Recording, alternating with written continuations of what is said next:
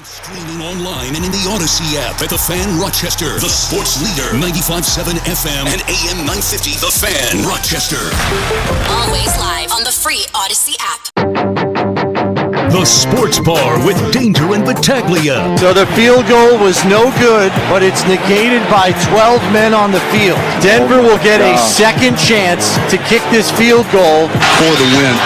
Lutz kicks it on the way, and it is good! Impossibly devastating losses are almost becoming the signature of the Sean McDermott era. It's inexcusable. I called for McDermott's head, but now I'm demanding for it. Ken Dorsey fired. Quarterbacks coach Joe Brady will serve as interim offensive coordinator. Buffalo has dropped 4 of 6, hasn't scored more than 25 points in those 6. 4 giveaways last night, 3 charged to Josh Allen. Well, maybe Josh Allen's the problem. Diggs, family drama.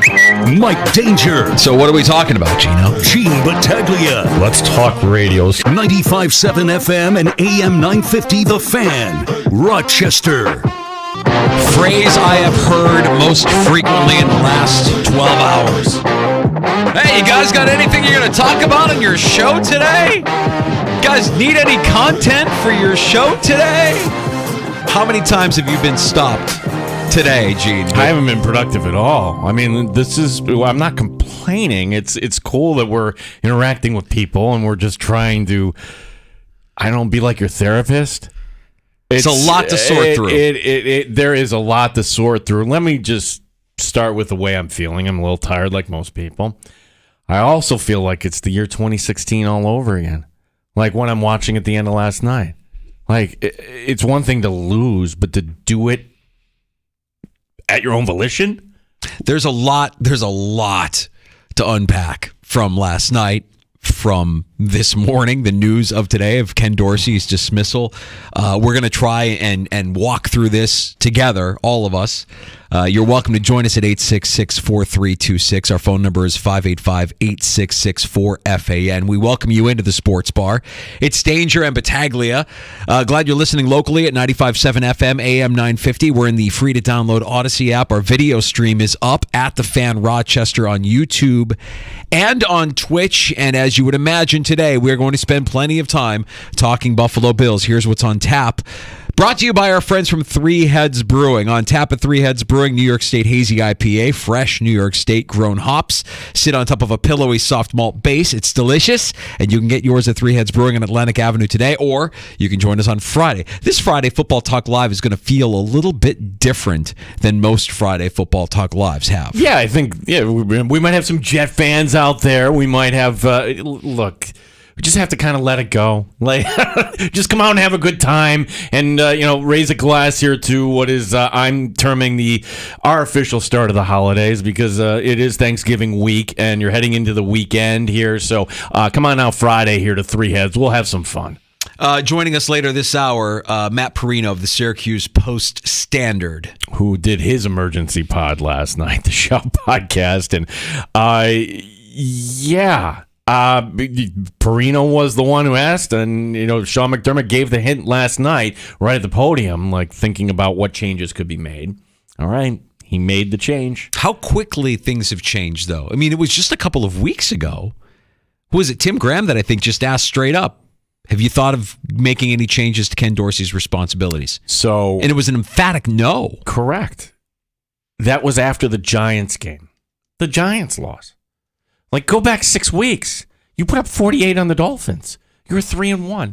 In a matter of 6 weeks, everything has unraveled here. How quickly things change in the NFL. Danger, listen to this. 2 plays. 2. Waller being held in the end zone, no flag. And here's the Hail Mary, but Godwin, loses in the lights, can't see it, incomplete. Those 2 plays are preventing a 6-game losing streak for a team that many of us thought that was going to go to the Super Bowl. 2 plays preventing a record from 3-7. 2 plays. And we'd be talking about the draft right now. We may be talking about the draft in a couple of weeks. 5-5. How did we get here? It's not like you're losing to the Eagles and the Chiefs and the Cowboys. That's all coming up. You're losing to the Broncos. You're losing to the Jaguars. You're losing to the crummy New England Patriots. So sorry if I'm a little sleep deprived, short-tempered today. Like I said, Gino, we're going to get through this, all of us together. We're going to walk through the day. The afternoon is long. We have plenty of time, again, to take your calls. And by the way, Sean McDermott is scheduled to have a Zoom call at 4 o'clock. Scheduled for 4 o'clock.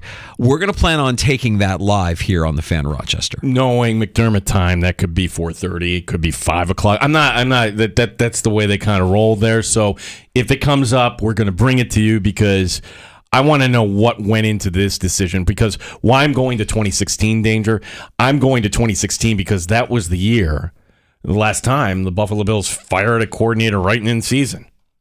Remember that? It was week 2. You got scorched by the Jets. Ryan Fitzpatrick came in. Chan Gailey was the Jets offensive coordinator. And what ended up happening? It wasn't the defense there. We gotta fire Greg Roman, the offensive coordinator. That's the problem. It's, in my opinion, it's a cowardly move. I think that it shows a lack of accountability. I think that it is wildly predictable. It's happened with this regime now multiple times, whether you're talking about, moving on from your special teams coordinator after 13 seconds, moving on from Leslie Frazier, and now moving on from Ken Dorsey. You've moved on from your offensive and defensive coordinator in the span of 12 months. And right now, to me, it feels like this is 7 games left for Sean McDermott to prove that he deserves a job. And if you aren't able to check out the McDermott Zoom call later here on the Fan Rochester, here's what it'll sound like. You ready? I have a lot of respect for Ken as a coach and as a man. Just felt like we needed to make the change there. Felt like it was the best move for the team moving forward. I'm confident in what this offense could be, and I'm confident in Joe.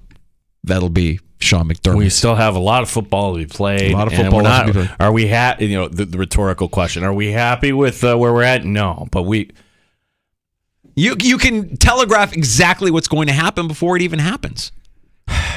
It's not called moving the goalposts. I think it's called wrong take, because something has happened. The wrong take is last week. Somebody brought up McDermott, and I used the phrase "safe as a kitten." What's funny, Gino, is that a lot of times we locally, because we're so immersed in it, we're so close to it, we dive in as deep as we do. Sometimes the perspective of an outsider, a national reporter or national columnist or national host, is refreshing. You hear it and you think immediately come on. Well, okay, I go back to when we had Maggie Gray. And if you haven't heard Maggie and Perloff in the morning, Maggie has Rochester roots. Her husband's from Rochester. Her brother went to the U of R. She knows the deal. She's a big Bills fan. And along those lines, that was like a slap across the face, what she said to us in terms of hey, wake up. It was an audio ice bucket challenge. It was 13 seconds was the high point. That's the fear we have. It's not going to get better than that. That's as good as it's going to get under Sean McDermott. My gosh. And she's right. And she said that a month ago. And that is what she said that's haunting. And was how did we not realize that? Because we're so close to it. Then we had another one this past week, Danger. Yeah. It was just on Friday. We were talking to Zach Gelb from CBS Sports Radio, who actually tweeted this out. I saw it yesterday. He tweeted it out back in September when the Bills lost Week 1 to the New York Jets. Tweeted out this take. Jim Harbaugh would fit Buffalo perfectly, where he's a quirky kind of guy, would fit into the passion and just the craziness that comes with being a part of Bills Mafia, and there's an experience to him, and I think he would thrive and get the Bills back in the right direction. And I remember when he said that, I think both of us were kind of rolling our eyes. Yeah, okay, Gelb, whatever. Now I'm yep, absolutely. He would be an immediate upgrade. Don't even hesitate. Get on the phone, Brandon Bean. Well, here's the benefit. Because if you're trying to grease the skids here, if you're already looking for it, you can't call the offensive coordinator in Detroit. He's under contract. Yeah. The rules prohibit that. You can pick up the phone and talk to Jim Harbaugh's people anytime, and they'll gladly take the conversation. And if you weigh out the options for Jim Harbaugh, okay, let's money aside. Okay, but do you want to rebuild in Washington? Do you want to rebuild in Chicago? You don't want to go work for that guy in Vegas. Do you want to come to Buffalo? Now, careful, because I know a lot of people will be like, come to Buffalo. Look, we already have our quarterback. Oh, you already have your quarterback. Your quarterback is a turnover machine. A turnover machine. So maybe that isn't as appealing as because we're very close to it. Maybe it isn't as appealing to some as it would be to us. We all love Josh. You got to start looking in the mirror here, folks. He is a turnover machine. And in the NFL, when you turn the ball over as much as the Bills turn the ball over, you're not going to win many games. Now, is that on Ken Dorsey? In a part, yes. In part, sure. You're the offensive coordinator. You have to instill the importance of protecting the football to your guys.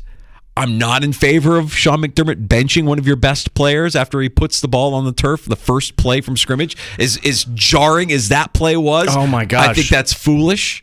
I think it's ridiculous. This is in high school. What are you trying to do? Like, is that your motivational technique, or do you really think that Ty Johnson gave you a better chance there on that drive? There are so many instances from last night where you're just left with the conclusion this all needs to change. It all and here's my takeaway. Here's where I'm at with the Sean McDermott era Buffalo Bills, and you tell me how you feel, because last night was the latest in just a long string of careless, foolish losses that didn't need to be. No, where do you want to start? Where do you want to start? Minnesota a year ago last night, right? Yeah. Exactly week 10 last year, Minnesota. You could go back to the win game against the Patriots, right? That was ugly. The how about Hail Murray? Hail Murray. The of course 13 seconds. I mean the loss in Jackson, the 9-6 or whatever that was, loss in Jackson. What about just earlier this year, like to Bill Belichick, Mac Jones, who has 1 foot out the door in this league. Right. That's going to be his last win in the league. Like, losses happen in the NFL, but they don't happen because of these self-inflicted wounds as much as they have. Like, we tease. Tim, the commissioner, told me about this. He actually brought this up to me. We tease the Chargers. Ugh, Chargers. They're just going to charge away games. What do we call it when the Bills do what the Bills have done during Sean McSchottenheimer's tenure as head coach? What do we call it? Sean McCharger? Like charging? Like, you knew they were going to lose last night when you left too much time, but the way they lost, and if you caught this, okay, the kick is no good. And before I saw a flag, I heard the chuckle from Aikman. And it was like, it's only fitting they're going to lose the game in this way. They deserve it. And I can't argue with Aikman. That's right. He didn't say that. His chuckle said that, in my opinion. I mean, that was the moment when I knew Dorsey was going to lose his job. I knew he was screwed when there was 12 men on the field for the field goal. That's Rex Ryan BS is what that is. We can have a Dorsey conversation. I'm sorry, Sean, that you had a timeout. How about guys have gotten fired for less than calling cover 0 on 3rd and long with them out of field goal range. 2 plays in a row. Greg got fired from the Jets. Out of field goal range. Yep. It worked once, but you did it again. Well, so we're going to die aggressive. You're going to die aggressive and dumb is what you're going to do. That was dumb. See, we need to dig in that regard. Like, why did Andy Reid fire Sean McDermott? Was it crap like that? Was it the players? Dumb. Like, what it was? That was just dumb. Greg Williams lost his job a couple of seasons ago for the same thing. Remember that? That's the Jets defensive coordinator at the time. So, like, we're invoking Rex Ryan and Greg Williams. That's where we're at. That's where we're at. That's where we're at with this guy. He needs to go. It's done. You have 7 games left in the season, and there isn't, even if he wins out, the only thing right now that would satisfy or satiate anybody is if you win the Super Bowl. And it ain't happening with this team. He needs to go. This is it. It's over. We don't need to lose the games the way they're losing these games. It's almost always on the head coach. Incredibly sloppy. how many instances? 13 seconds, Minnesota. Zero detail!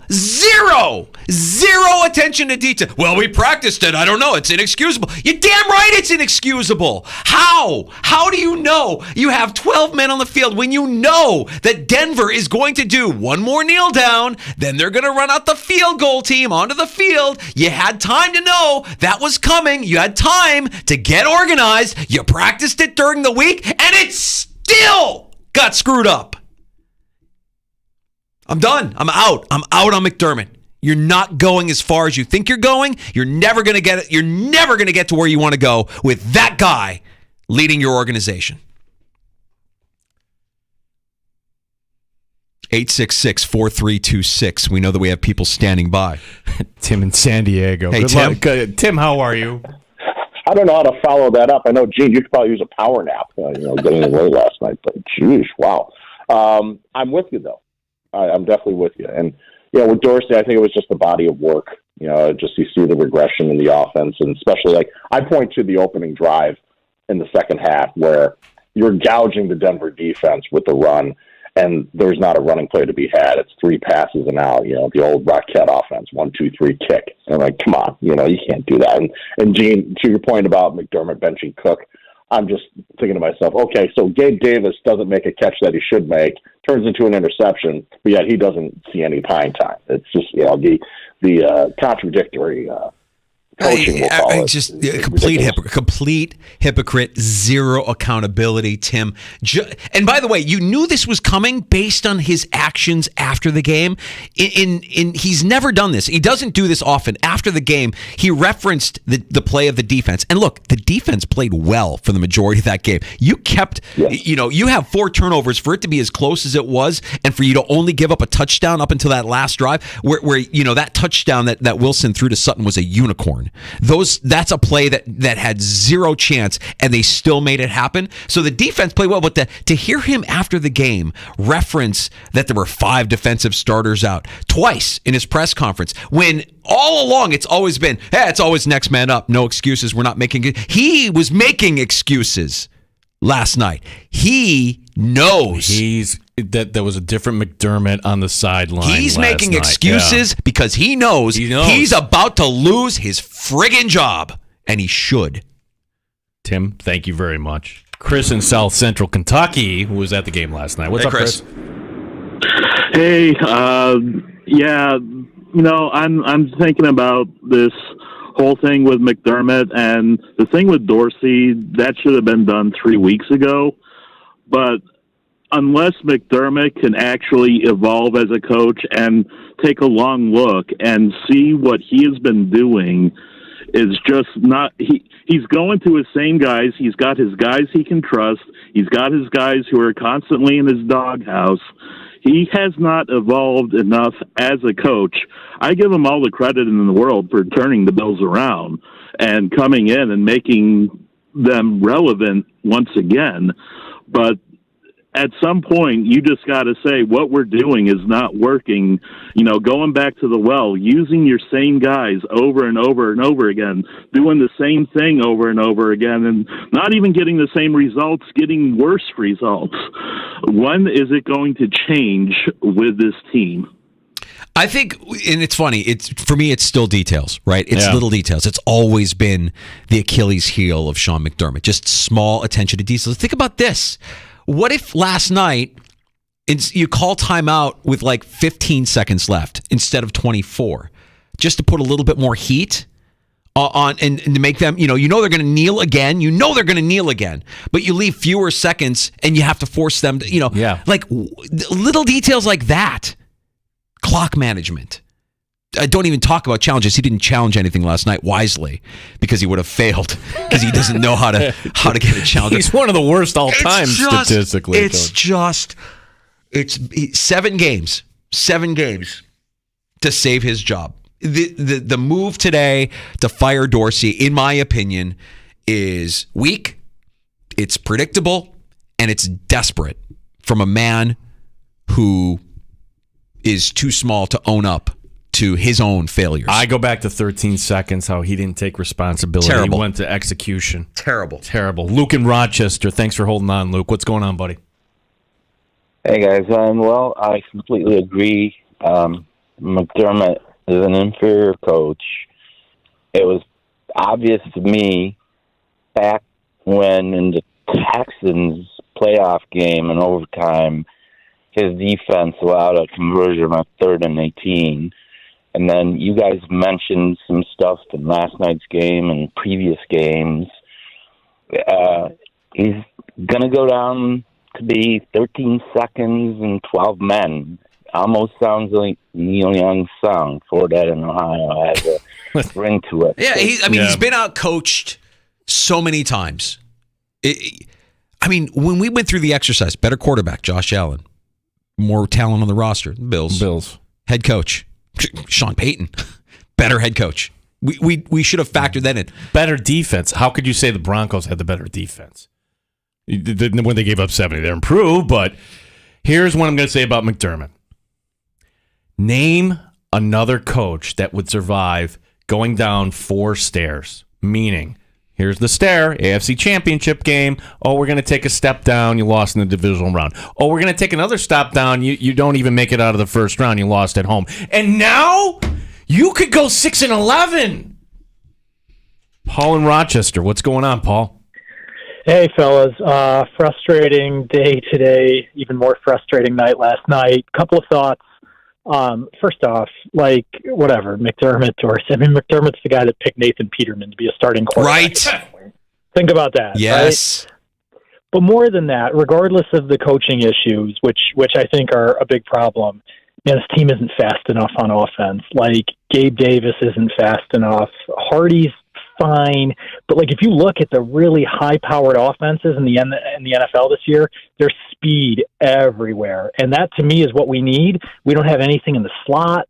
You don't have a big, aggressive outside wide receiver. Diggs is amazing, but after that, they're slow. They don't catch the ball, and they're not shifty enough. So, you're obviously not bringing a Cole Beasley back, but someone like that needs to be in this offense for it to hum, because otherwise, you're just missing a huge piece of what makes Allen successful. He's got no safety valves anywhere. Paul, we don't even know what this offense looks like moving forward, right? Now the guy that your quarterback endorsed to be the offensive coordinator is out in less than 2 years, and you're replacing him with a guy who, when he was last an offensive coordinator, was out in less than 2 years.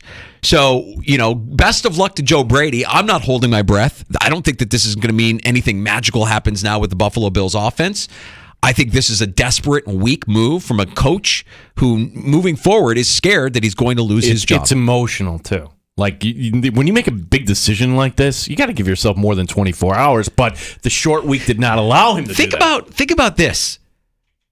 It's Steeler fans. You're going to get a chuckle. Matt Canada is employed. Ken Dorsey is not.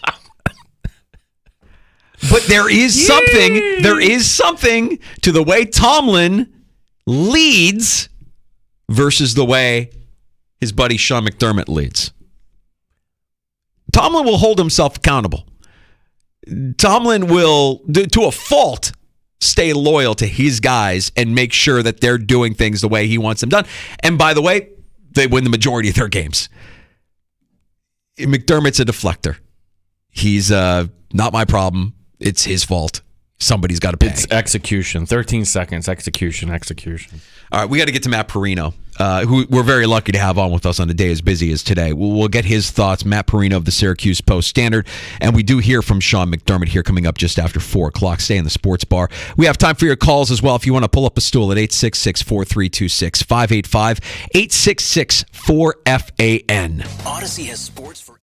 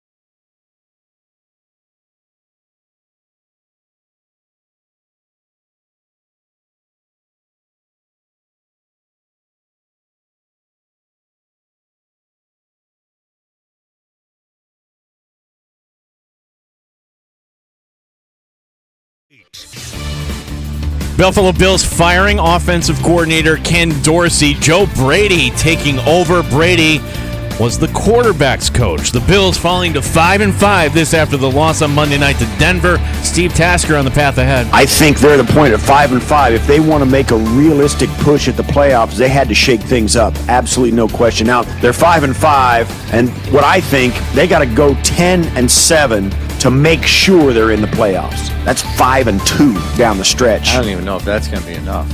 We will carry the comments from head coach Sean McDermott. He's scheduled to talk on Zoom in the 4 o'clock hour today.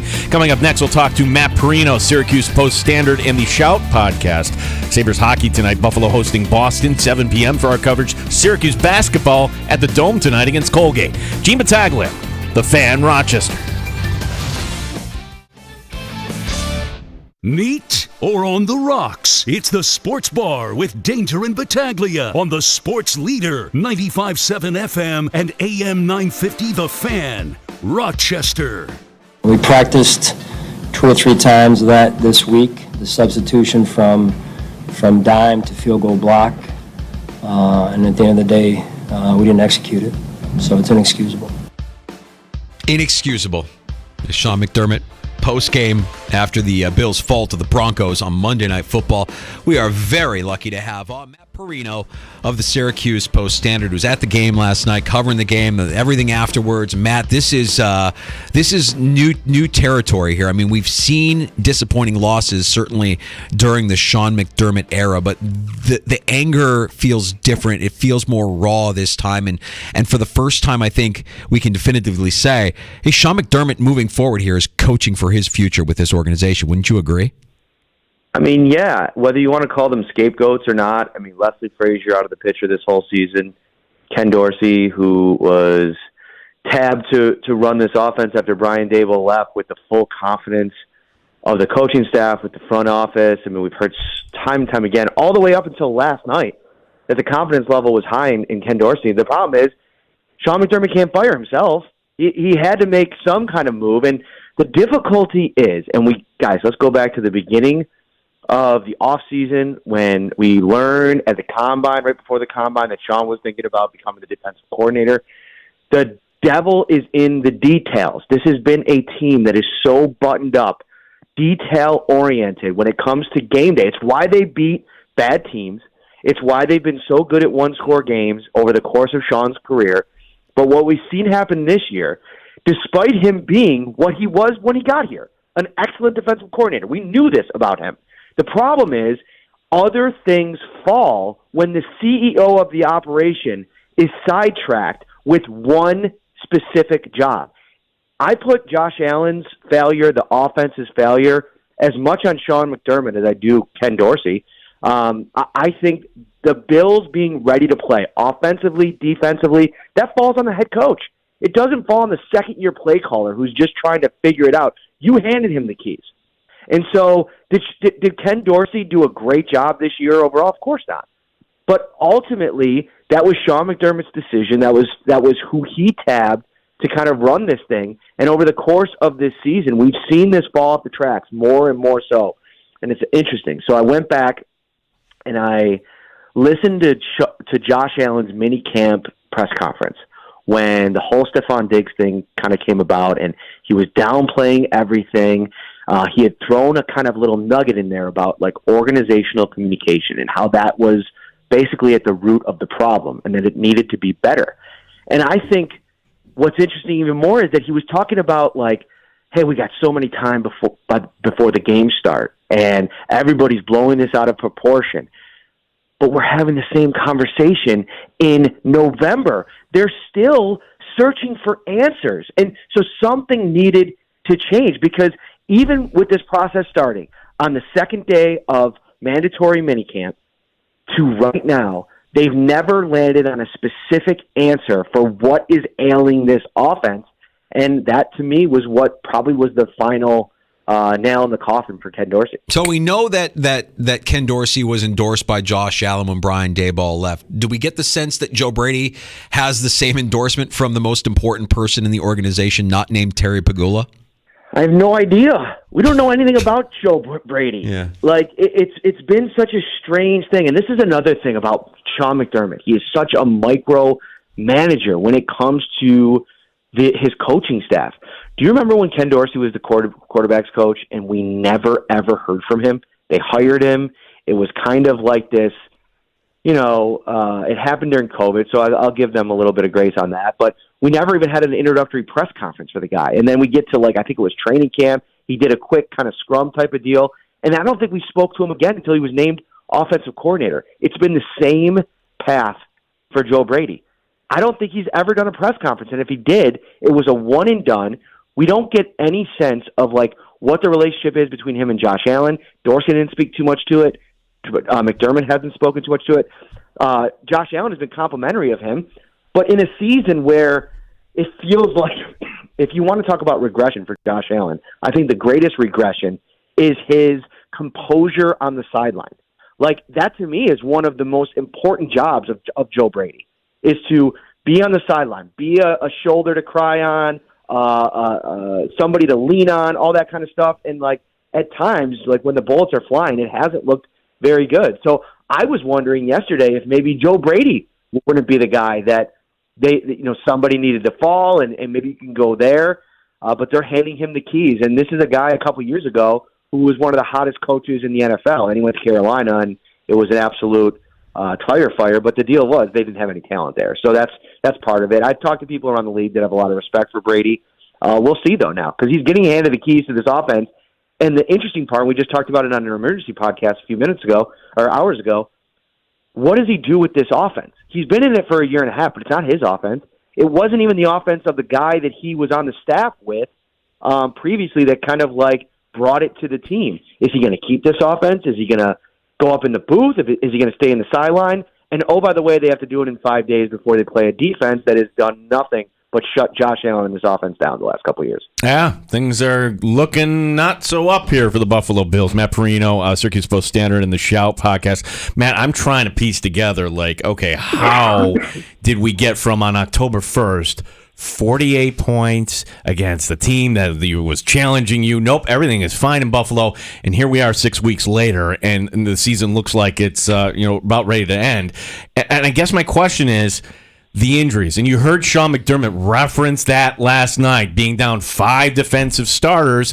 Did McDermott overcorrect here in that regard? Yes, they were certainly down some defensive starters when you started with White and then Milano and Daquan Jones, because the Jacksonville loss in London, okay, but then you come back, and then what was that against the Giants? And that we should have been that should have dialed us in that maybe McDermott was kind of meddling in an area that he shouldn't. Did Sean McDermott meddle too much with this offense, Matt? It's hard to say. I mean, he definitely had his hand in the cookie jar, but I think that would be the expectation. I felt like he had it in there when Dable was here. I think offensively, sometimes you got to listen to your players. And I had a tweet during the Jets game where I said, man, does this offense just look so hard? They're trying to do so many things. And wouldn't they benefit maybe something a little bit from simplifying things? And by week 6, week 7, Gabe Davis kind of came out in a press conference. It was like, yeah, we're trying to make it simpler. We have a lot of talent. Let's just do what we do well. Almost felt like a message at the time to Dorsey. And now we get to this week's game, and Dan Orlovsky from ESPN comes out and talks about how this is the most predictable offense in the NFL, just completely just railroading Dorsey and this offense. And it's a modern day conundrum. I don't understand how the Bills can have all of these advanced metrics that show efficiency, that show production. Josh Allen has all these touchdowns this year. Obviously the interceptions are a talking point, but it's just an offense that's just struggling to score. I think the defense is part of the problem. I think you saw yesterday what it means when they can get a turnover in the game.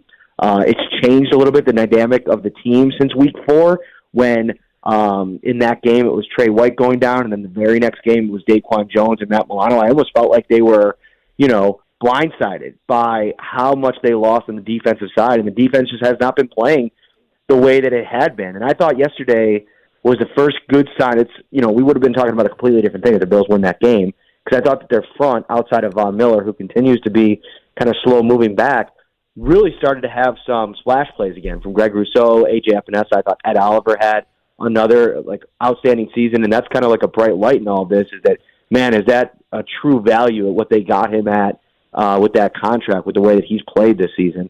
But it doesn't matter because, they're what I started with. That 12 men on the field deal, to me, like everybody's like, fire Matthew Smiley. Fire Matthew Smiley. That's Sean McDermott's job. Yes. That's 13 seconds was Sean McDermott's job. It was his job to make sure before that field goal unit goes out or the kickoff unit goes out that they know where to kick the ball. When you call timeout and set your defense, letting your cornerbacks know where to line up and what part of the field to take away.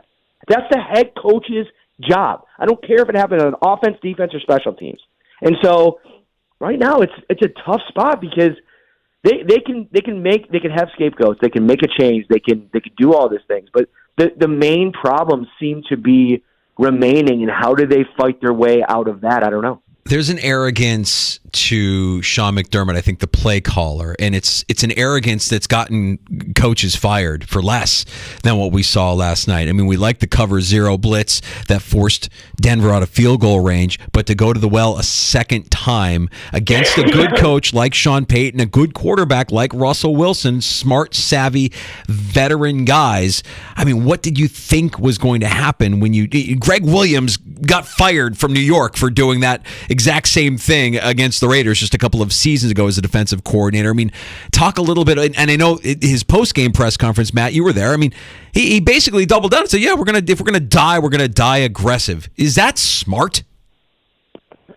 Yeah, no, Sean McDermott's interesting because he, to your point, like, he is this great defensive coach, and I think he's done such a great job of there was so much work to do when he got here to flip this script, and he did it, and I do think that he deserves credit for that, and I've been very complimentary of that. But the problem is when you look at the 30,000-foot view of his coaching tenure in Buffalo, the highlights are just really bad moments. I mean, the 13 seconds, if you could go all the way back to the Nathan Peterman game when he put him into Tyrod Taylor.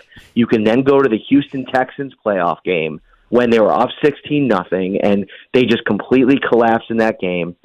They no-showed the AFC title game, and listen, that was, out of all of them, I felt like that was an excuse. That was a buzzsaw of a team on the road, your first really big-time playoff moment, but there haven't been a lot of playoff memories that I feel like teams think or fans think of Sean McDermott as the reason the Bills won. And so I think that now creates this side narrative of, like, you had this coach that got away in 2021 and Brian Dable, who there is a heavy amount of fans that wish you could bring him back and kind of flip the script a little bit just because of his relationship with Josh Allen. And I mentioned the culture point at the start because it's like, where is the culture now? I asked Sean there last night, I said, does it feel like this is all unraveling? Because you've been lauded for your ability to build this culture, but the culture seems like crap right now. You walk in that locker room, it is... tell me about Gabe Davis not wanting to talk after the game, Matt. Oh, he walked up to James Cook's locker, said, can you talk real quick? Because we wanted to get his... Now, he's a young player. I give him a bit of more of a pass. And he said, no, I'm good, and just walked out. Okay, whatever. We moved down a couple stalls. There's Gabe Davis, captain. Asked him if he wanted to talk, and he said, I don't want to talk. Walks out of the locker room. I mean, the misconception is that Gabe Davis is telling me and Jay Skursky and John Scott that he doesn't want to talk to the three of us. That's not who he's saying no to. He's saying he doesn't want to talk to the fan base that is absolutely seething about him missing that ball that led to an interception, all this other stuff, and not to mention the fact that you're a team captain and you're not going to answer for that. Meanwhile, Mitch Morse talked, Deion Dawkins talked, Josh Allen talked. I mean, the guys that kind of show up, everybody talks about accountability in team sports, right? Especially in football.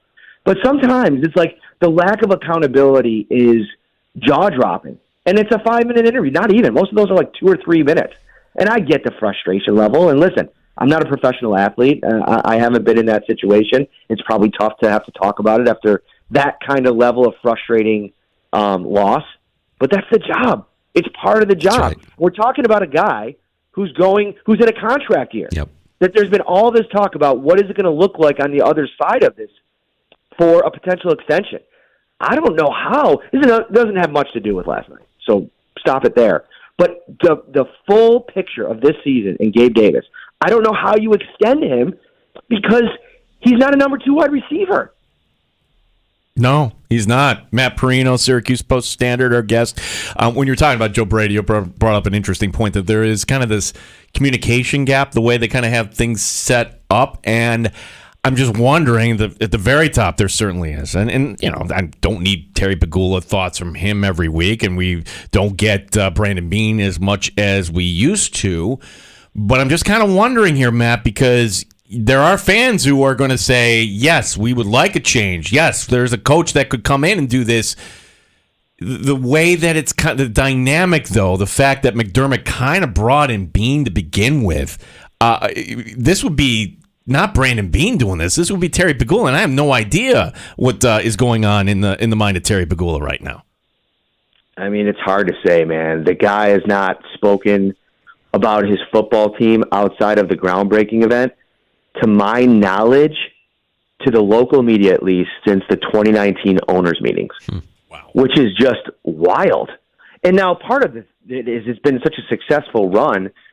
Brandon Beane, Sean McDermott, they've been the kind of toast of the town. They've rebuilt this entire organization. They've been empowered by Terry Pegula.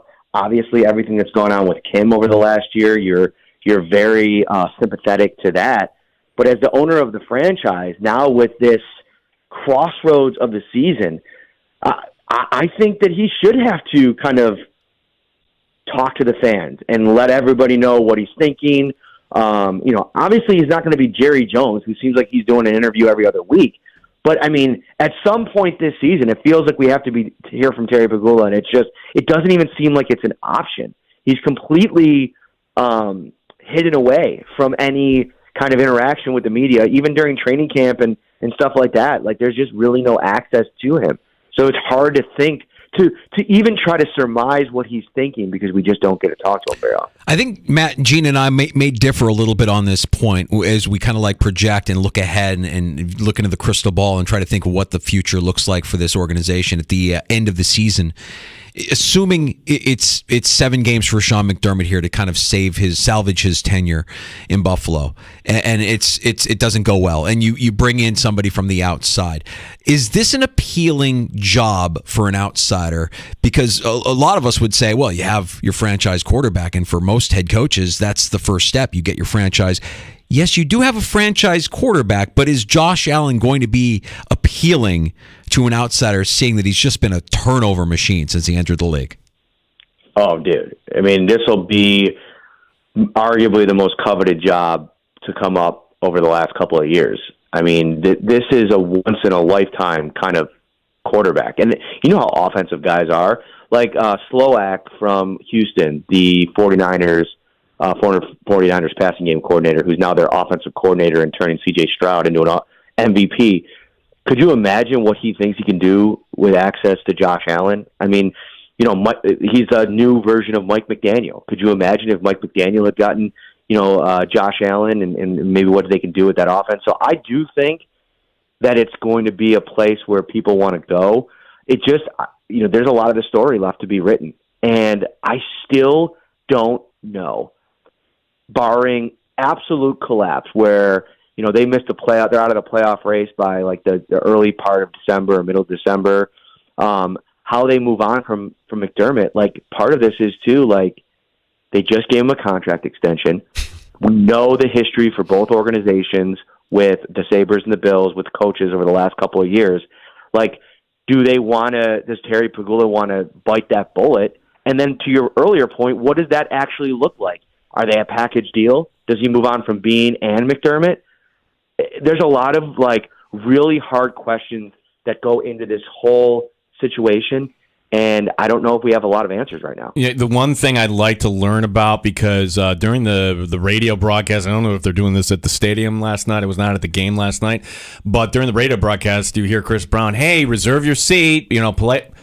That's my question, Matt, because this was always kind of the blueprint during the drought era. Hey, we need to sell things. Let's give fans a little bit of hope. Well, now you're selling the biggest thing of all time in terms of this franchise history, a price tag that many fans are going to ask hard questions. And if this season ends up being 8 wins, 7 wins, I mean, how much do you think that could actually factor in that, hey, we got to give the fan base here, something nice and shiny here and give them a little optimism to open up the wallet? Yes and no. I mean, this is I get that, right? What you're talking about, but this is a different fan base. And I mean, I was out of town for 5 of the 17 years of the drought, but I was here for the majority of it. And this is a region that, with their wallets and with their passion, back this team. And they know it. Every year, they're going to show up no matter what happened the year before. I mean, you see the social media onslaught that some of the other fan bases get from the Bills Mafia when they're leaving games early and they're kind of bailing out on teams later in the season. Like, there's frustration. Don't get me wrong, and there's some fans want change and all that stuff. But I don't think that, like, as long as Josh Allen's around, I should provide a caveat to this. This has definitely been a weird 6 months for Josh Allen. Like, let's be honest. There's a bunch of things that have been talked about that haven't been talked about that we got to see how this plays out for the next 6 months, where he's at. To me, the piece of it that does not sit right over the last few months has been the kind of veiled shots at the fans all of a sudden, which is weird. Like, it's a total departure from what Josh has been. And it feels like the stress of it all, the commercials, the Madden cover, all of the responsibilities of being an NFL symbol, one of the faces of the league, it seems like it's wearing on him a little bit because it hasn't gone according to script this season. So how does that to me is the only thing that can potentially derail, the fervor of the fan base, is if the relationship takes a hit with the quarterback. And I don't see that happening. I feel like there will be some type of rally, unless it's just Joe Brady takes over and this offense just looks terrible and they end the season, in the floating dumpster fire gif. We'll see how that goes. Matt, we know that we've got a Sean McDermott Zoom call coming up here in just a few before we let you go. What else do we have coming up here this week, leading up to, oh, by the way, the Jets coming to town late Sunday afternoon? It's such a fitting opponent, isn't it, for this week when the Bills will be challenged the most, changing things over. We'll have you covered at the site. We'll have tons of I already have an emergency podcast up. I linked up with John Scott from Spectrum News, covered the Bills here for a decade. Gave some great perspective with Ryan in class. We'll be back tomorrow night with our Staples show. We'll have a preview later in the week and a bunch of coverage up at the site. Yeah, just the comedic relief here. SVP was at the game last night, Scott Van Pelt, and just a stone's throw away from Rochester. He got a plate. Man, we could bring you one in next time, bud. I know. It's okay. I don't like to kind of push myself on other people's platforms, I feel like it's just unsavory. That's Gene in a nutshell. You just kind of wait. I think Gene should feel attacked. No, listen. Look, I'm going to be at the game Sunday, Matt, in case Ryan's busy or. I don't know. Listen, I'll hold open maybe a 5-minute segment. Let's just walk before we run, Gino. Okay. All right, Matt, appreciate the time, man. Hang in there. Talk to you soon. Everybody. You got it. There is Matt Perino, Syracuse Post-Standard, covering the Buffalo Bills with some unbelievable points. As always, great insight from Matt. Very close to the team. And the Gabe Davis thing might have been, there's so much to be mad at. I personally, if you're a leader, if you're a captain. That's it. You're a captain. Own it. Own it. Coward. Absolute coward. I think Matt hit it there. He's not a number 2. There it was on display. That was a take that I'll let you walk back, Danger. No team's paying in number 1. Oh, he'll be a wide receiver number 1 for Bryce Young next year. Watch. It's the NFL, man. All right. Good luck with that, then. All right, we got to get to Sean McDermott's Zoom call. We're going to have that for you here live on the Fan Rochester. As today the news, Ken Dorsey relieved of his duties, Joe Brady stepping up to be the interim offensive coordinator in wake of the Bills falling on Monday Night Football to the Denver Broncos in another just gut-wrenching loss. My gosh, they lost to Mr. Unlimited. They did. We can't even make fun of him my anymore. gosh, throwing for under 200 yards. You want to know the scariest part about all of this? I haven't even brought this up yet, and I don't know how he's going to deal with it tomorrow in the break room. Tommy predicted that this would happen. This was his bonus pick. His bonus pick was that Ken Dorsey was going to lose his job. We laughed. We laughed at him. Does this mean he has to come back into the sports bar? Are we get that? Like you brought up earlier, how national perspective, like people that are not close to it. He's not close to it. He can just evaluate the situation, and be like, "This is not good." Tommy, his bonus picks are so wildly unfathomable that we laugh them off. Like, yeah, okay, that's not gonna. And it was the same thing with Monday. It was the same thing yesterday morning, and it was like, yeah, okay, yeah, right. And it actually happened. Son of a bitch. I have no idea how they're going to deal with that tomorrow. I don't know how we're going to deal with it moving forward. That 30,000 foot view sometimes gives you the best perspective. We'll get to Sean McDermott's Zoom next, and we have time for your calls as well. If you want to join us, 585-866-4FAN, 866-4326. The Sports Bar with Danger and Battaglia, 95.7 FM and AM 950. The Fan, Rochester. Odyssey has sports for every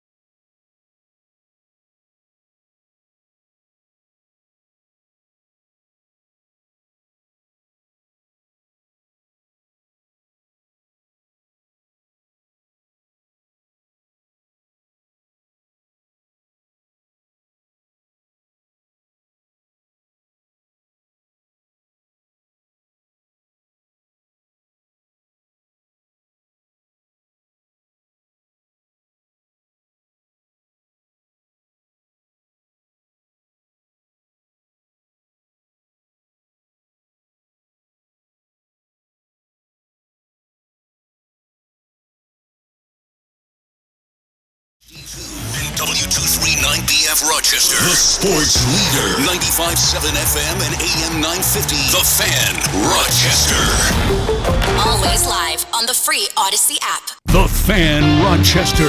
Sports update. Buffalo Bills have fired offensive coordinator Ken Dorsey. Joe Brady taking over. Brady was the quarterback's coach. About last night, Matt Perino, Syracuse Post-Standard, joined us earlier today in the sports bar. Perino on who to blame for the 12 men on the field. Like everybody's like, fire Matthew Smiler. Fire Matthew Smiler. That's Sean McDermott's job. Yes. That's 13 seconds was Sean McDermott's job. It was his job to make sure before that field goal unit goes out, or the kickoff unit goes out, that they know where to kick the ball. We are scheduled to carry comments from head coach Sean McDermott. He is to talk to the media here anytime. Buffalo Sabres hockey tonight. Sabres hosting Boston, 7 o'clock for our coverage. Syracuse basketball looking to go 3-0 on the season, although they've lost the last two in this series to Colgate. Gene Battaglin, the sports leader, 95.7 FM and AM 950, The Fan, Rochester. The Sports Bar with Danger and Battaglia. So the field goal was no good, but it's negated by 12 men on the field. Denver will get a second chance to kick this field goal For the win. Lutz kicks it on the way, and it is good! Impossibly devastating losses are almost becoming the signature of the Sean McDermott era. It's inexcusable. I called for McDermott's head, but now I'm demanding for it. Ken Dorsey fired. Quarterbacks coach Joe Brady will serve as interim offensive coordinator. Buffalo has dropped 4 of 6, hasn't scored more than 25 points in those 6. 4 giveaways last night, 3 charged to Josh Allen. Well, maybe Josh Allen's the problem. Diggs family drama.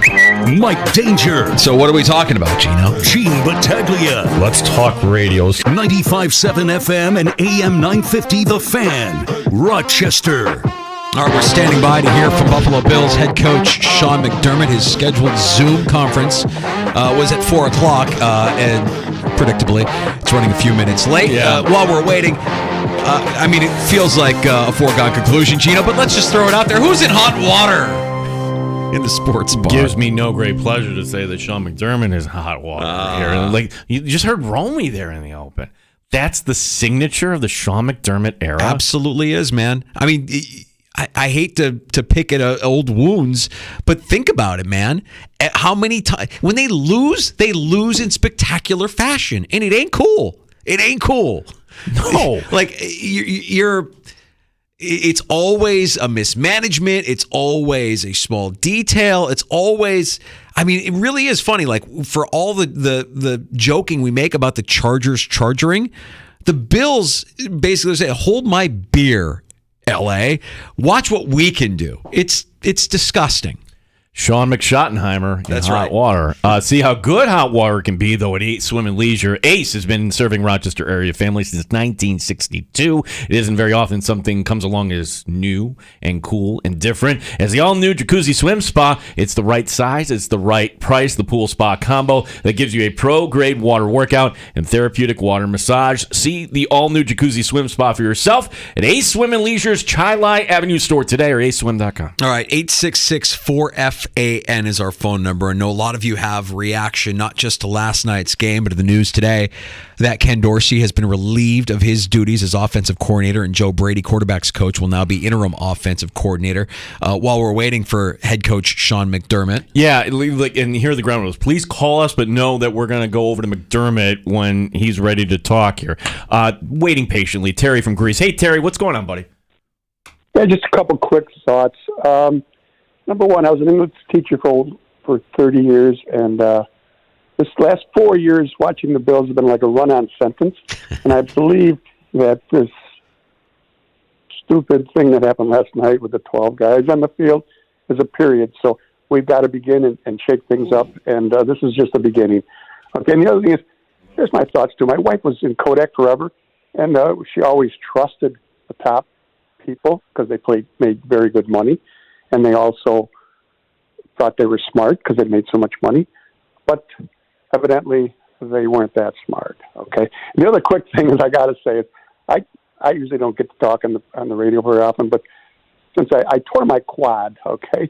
And my quad was quivering like crazy for 4 hours watching that game last night. My quad, it's been surgeries and everything else, and I'm just kind of irritated sitting here with my quad quivering. Terry, nobody should put themselves through any sort of physical pain watching the Buffalo Bills. So we actually feel bad for you about that one. I mean, that's like a quivering quad. Yeah. And Terry brings up a good point. Like, he's somebody that worked or had his wife work for Kodak. Like, you want to believe that the people up top are put together, that they know what they're doing. Dysfunction starts at the top. It always starts at the top. And I don't think we should dismiss the idea that what Perino said about Terry Pegula. We haven't heard him speak about this football team since when, Gene? The owners' meetings of 2019? Is that what he said? Yeah. Terry, great call, and that's the way to do it. Appreciate your time here. 2016, can you believe that? Our number, 866-4326, as we wait Sean McDermott. I have a feeling we'll say that for another half hour, so I could be wrong. Joining us, Justin Rondecoy. What's up, Justin? Hey, guys. Thanks for taking my call. Anytime. Just wanted to throw my 2 cents in there and, do our little therapy session here. I just think McDermott has been given way more credit for the turnaround than he should have. I mean, I think that's kind of the reason people are hanging on not removing him, even after 13 seconds. Go back to 2017 before Josh. The only reason we're in the playoffs is because Andy Dalton makes an improbable throw. Sure. We have a negative point differential that year. I mean, Nate Peterman, need I say more? We happen to land Josh. Then he supermans us, to, the playoffs and whatnot, and Bean builds him a better roster. But McDermott's still, like that guy said, signature losses. 13 seconds, Jonathan Taylor running all over us at New England, at Jacksonville, the Houston playoff mess.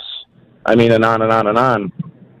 You look at GMs or owners that had the balls to get rid of somebody, like Doug Collins and Chicago, and then they promoted a guy named Phil Jackson. And then Golden State says goodbye to Mark Jackson and then promotes a guy named Steve Kerr. And there's plenty more examples, but I think that's where we missed our shot after 13 seconds was promoting Dable and getting rid of McDermott. Thanks for letting me vent, and I'll shut up and listen. Yeah, thanks, Justin. And I think that's where we're at, and maybe it's not too late. That's the hope I'm going to give all business. It might be too late this year, but as far as making that switch and getting the coach to bring you over, like we brought up Dungy before, we brought up Gruden. The good example there, I would say though, that's Kerr's a good example. There is something though to them being a package deal. Are they? Is Bean and McDermott a package deal? I mean, they've gotten their extensions at the same time. He just got his extension, right? Like, there's something to that. And as much as I'm out, right? Like, I'm done. This is more than any fan base should have to tolerate. Taking an L from time to time because you were outplayed or outworked on the field or like plays happen, good plays happen all the time in the NFL. But this is consistently coaching. This is consistently attention to detail. These losses can't happen anymore. So I'm out. I don't know that you have somebody. I don't know that you would want somebody internally from this tree to elevate. I almost think now you have to. You would have to, and I would go back. Okay, go back to the last year of Rex Ryan and Doug Whaley and Terry Pegula. Remember the management structure? They were siloed. Now, I don't know if they're siloed again, but that would suggest at least Terry Pegula would have the fortitude to say, Brandon, step aside. It has to come from Pegula, but again, impossible to know what's going on in his mind. As we wait for Sean McDermott, 866-4326. Mike in Sodas Bay, how is it out there today, Mike? Oh, it's a gorgeous day out in the bay. A little bit windy, but it's gorgeous. Hey, I don't know if you guys know this, but McDermott used to be a championship wrestler. Hold on a second, Mike. Wow. Didn't. Thank you for sharing that with me. I did not know that was his background. So as a long-time high school wrestling coach, I got to tell you, what differentiates most wrestlers is the attention to detail, which is why it's so confounding that he keeps losing the same way, or the team keeps losing because they're not prepared. It hasn't translated. So all the people that want to talk about his wrestling career, that's a huge gap right there. Now, I want to go back to the very first decision he had to make when he was hired as the coach. And I know this is whining, and I talked about it with you guys before, but his very first decision was to trade the 10th pick, Patrick Mahomes, for more people because he knew better than the owner who wanted Mahomes badly. And I justified it in my head because, okay, we got Josh, who turned out to be great, and we ended up with White and with Edmonds. But White's probably gone. Edmonds is gone. So now it's just Mahomes versus Josh, and I don't think we didn't make the right decision. And I do also realize the initial coaching staff he had was not prepared to coach Patrick Mahomes. So he might have been destroyed if we had picked Mahomes. But in the end, he chose not to pick the quarterback of this generation. He chose that he knew better. And so that's my rant. I'm sorry. Love you guys. Bye. All right. Don't apologize for your rant. We're getting through. Like I said at the beginning, we're going to walk through this day together. We're going to get through it all together. It's frustrating. We've all got a lot of emotions after last night. I'm trying an analogy. It's like when you realize your spouse is unfaithful or something like that. Now it's all like, oh my gosh, now I understand. Now I see it all.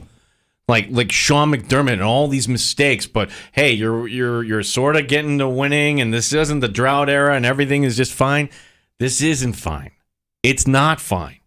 And for Mike to bring up, go back to the first draft. Well, if you drafted Mahomes, you wouldn't have the network around him. It wouldn't have worked out. Yeah, we kind of sold ourselves on that idea. While I have a moment before we hear from head coach Sean McDermott, his weekly Zoom, fan Rochester man on a mission. And look, hard to select one when you have a game like you had last night. But my vote goes to James Cook. I disagreed with benching a player after you make a mistake. It's like, what, you didn't think he knew he made a mistake on the first play from scrimmage when he fumbled the football? The fumbles were a problem. He put the ball on the ground twice. Lucky to have one bounce right back into his arms. But when he had the ball in his arms and when he held on to it, 109 yards on just 12 carries, 9.1 yards per carry. James Cook, our man on a mission, brought to you by the Open Door Mission. Go to opendoormission.com to see how you can guarantee a win for someone today. Sean McDermott is now talking. All right, let's go to Sean McDermott. John, this move is going to come, on a short week here, going Monday into Sunday, when you had 2 longer weeks where, it might have been a little more convenient to make a move like this and make a change. Is that an indication of the urgency that was required, that this move had to happen right now? Well, I know there's never a good time to do it, right? In particular on a short week. It just felt like, this was the right time. And always want to try and do what's best for the team. And I felt like this was needed right now. And as we go into that locker room on Sunday to play the Jets across the street here at home, that this is the move that was needed.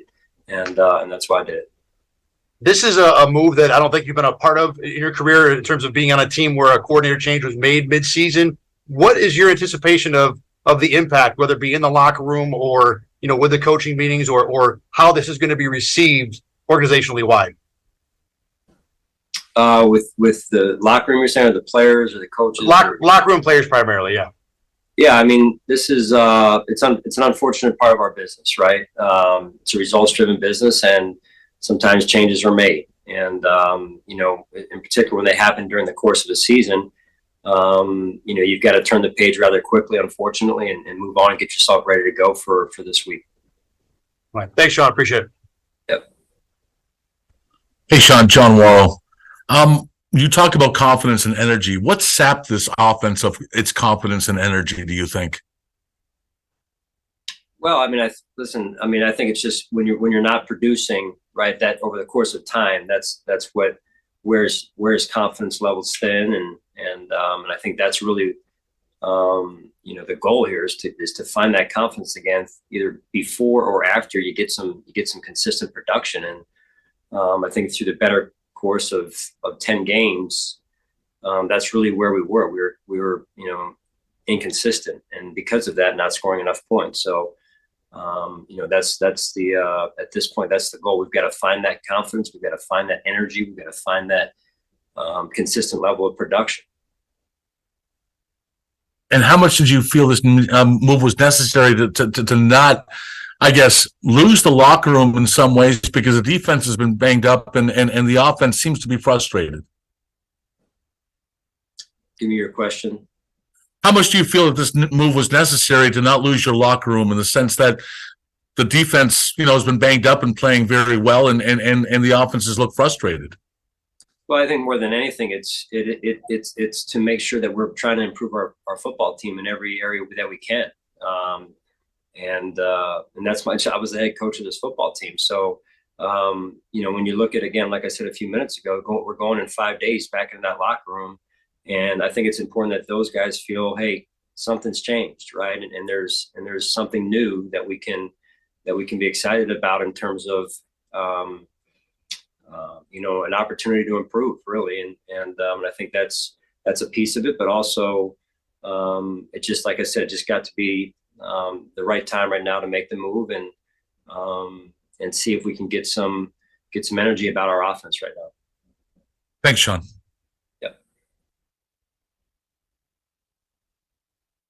Hey, Sean, Josh Reed here. Thanks for taking some time for us. From a human kind of aspect of this whole thing, I would say a lot more people have been on Ken Dorsey's shoes than your shoes. What's it like to have that conversation, assuming that Ken Dorsey was doing all that he possibly could to succeed and working hard at his job? How tough is that? Yeah, Josh, I appreciate that. It is extremely tough. And when a person, a coach like Ken, has been working as hard as he's been working, it makes it doubly tough to share that news. Ken's a good person. His family are great people. And like I said, they were invested deeply in our organization, our team, and they've done great things. They've helped us accomplish a lot here. So it made it doubly tough. And one just last thing for you. So Joe Brady becomes the interim OC. Who takes over as the quarterback coach now?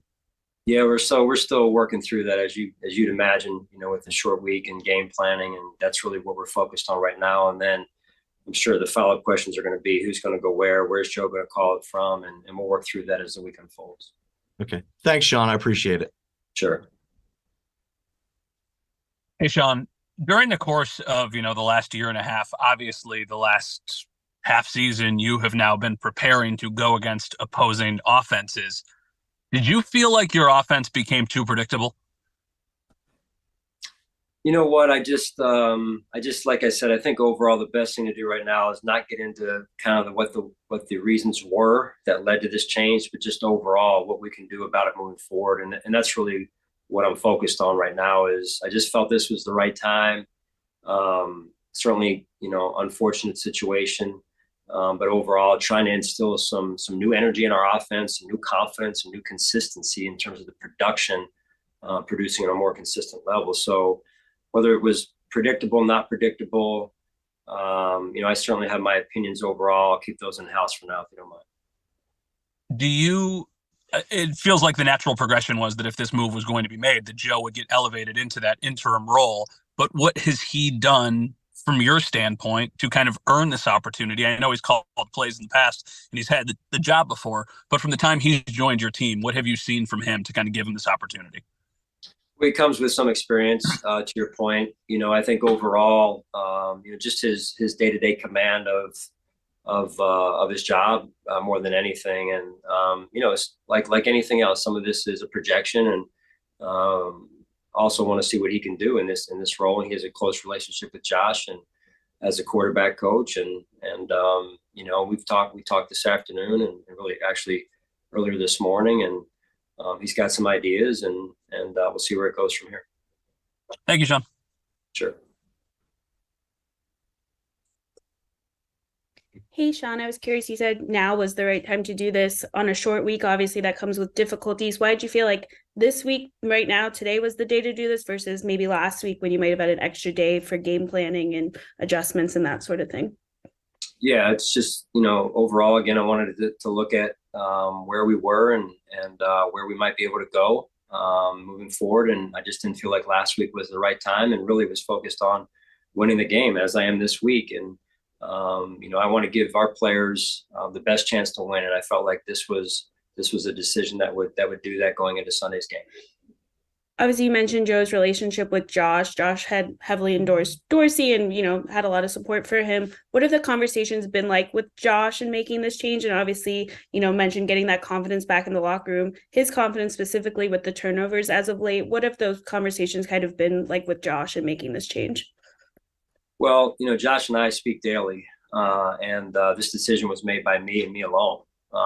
Beyond that, it's Josh's responsibility and job to come out and help Coach Brady formulate the game plan and then come out and execute the game plan and take care of the football and lead our offense more than anything. Thanks, Sean. Hey, Sean, Heather here. Just where do you see Josh, like his mentality and kind of just where he is in his mental state right now? I know the words confident has come up a lot, but with Josh specifically, where do you see he is right now, just mentally? Yeah, I mean, probably not where we'd like him to be. And that's natural based on some of the results that we've gotten this year, some of the results he's gotten, some of the turnovers in particular. But I'm confident that he'll find it. And I think, again, just some of the new energy around our offense, my hope is, and my aim is that it'll create a little bit of confidence, clarity, and an ability to anticipate it as opposed to, in some cases, react. And I think that's what a part of playing the quarterback position is all about. How have you seen Josh's relationship with Joe kind of progress as Joe joined this organization? As you know, Josh is an easy guy to get along with, and so it didn't surprise me that the two of them, formed a good relationship, much like Coach Dorsey did it with Josh as well. And so I think that Joe and Josh have a good relationship, and now it's going to be taken to another level with Joe in a slightly different seat. So, but my hope is that connection that was newly formed over the last year and change will serve them both well in this new challenge. Sean. Hi, Sean. Fans, media people, they generally look at, coaching a lot of times the big picture, scheme, play calling, things like that. But, the details, you're always very prideful of the details and the fundamentals and being buttoned up. And that's gotten away from your team a little bit here offensively, the fumbles, the interceptions. How much of that goes into thinking about the overall decision? How much of that is coaching, those little details on a day-to-day basis of being buttoned up and maybe leads to something like this? Well, I think to your point, Sal, scheme is one thing, right? But sometimes it's in the margins, right, too. And so you got to look at both when you're looking at the broader picture of everything, and fundamentals, technique, overall energy, as I said, of the offense in this case. A certain level, a certain DNA of the offense and mindset, and so I think that's important, right? And because running plays is one thing, but how you run them is another, and the pride that you take in doing things the right way. And so it's never just one thing, but you got to evaluate the total package here. And one question on yesterday's game. I don't think you were asked this after the game, so I apologize if you were. You elected to take the ball first on the opening coin toss. What went into that decision to do that, and kind of a departure from what you normally do? Yeah, I just wanted to find ways to jumpstart things and to show the offense that I was confident in them, and wanted to see us come out and move the football. And unfortunately, we fumbled the ball away on the first play. So, it didn't go the way I wanted it to, but I was hoping to find a way to spark some things there. Thanks, Coach. Yeah, hey, Sean. On the broadcast, we saw you getting after Josh a little bit after one of his interceptions. I believe it was the one just before the half. Do you feel there's any need for him to be coached a little bit harder moving forward than he has been throughout the season? Well, it's always with every player, you're always trying to be the best coach you can be for that player, right? And teach them in the way that they respond best. And so sometimes in this case for Josh, it's going to be tough love. And I believe in the truth. I believe in honesty. And so I had seen enough yesterday of turning the ball over, and so he was going to hear it. So I think that at the end of the day, I don't believe in jading the truth because I don't think you grow from it. Even though those conversations are hard once in a while, they got to take place.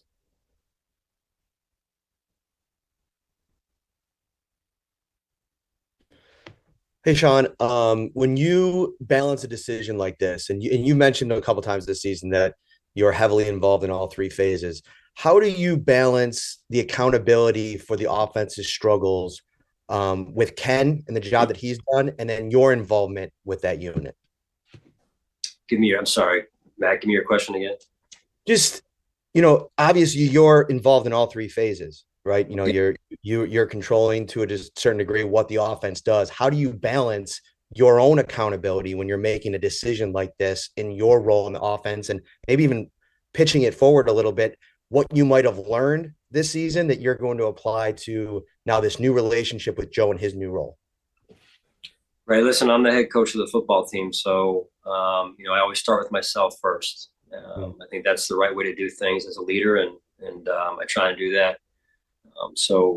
We can all be better, starting with me. And, just overall, I try and give my coordinators room to put their signature on each phase, right? Special teams, offensively in this case, and give them enough room to do their jobs along with their staff. I believe in that. I feel like, again, a change was needed, and I'm excited about what could become moving forward.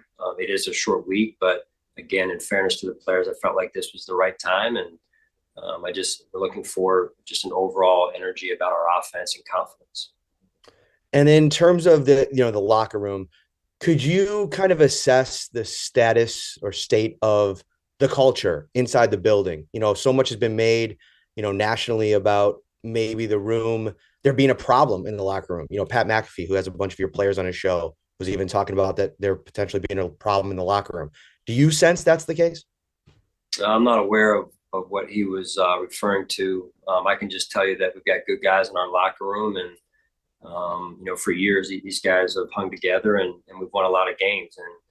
And at the end of the day, they're frustrated, right? And so, it's my job as a coach to find ways to inspire change, and that's what I did in this situation to get us to where we're trying to get to as a football team.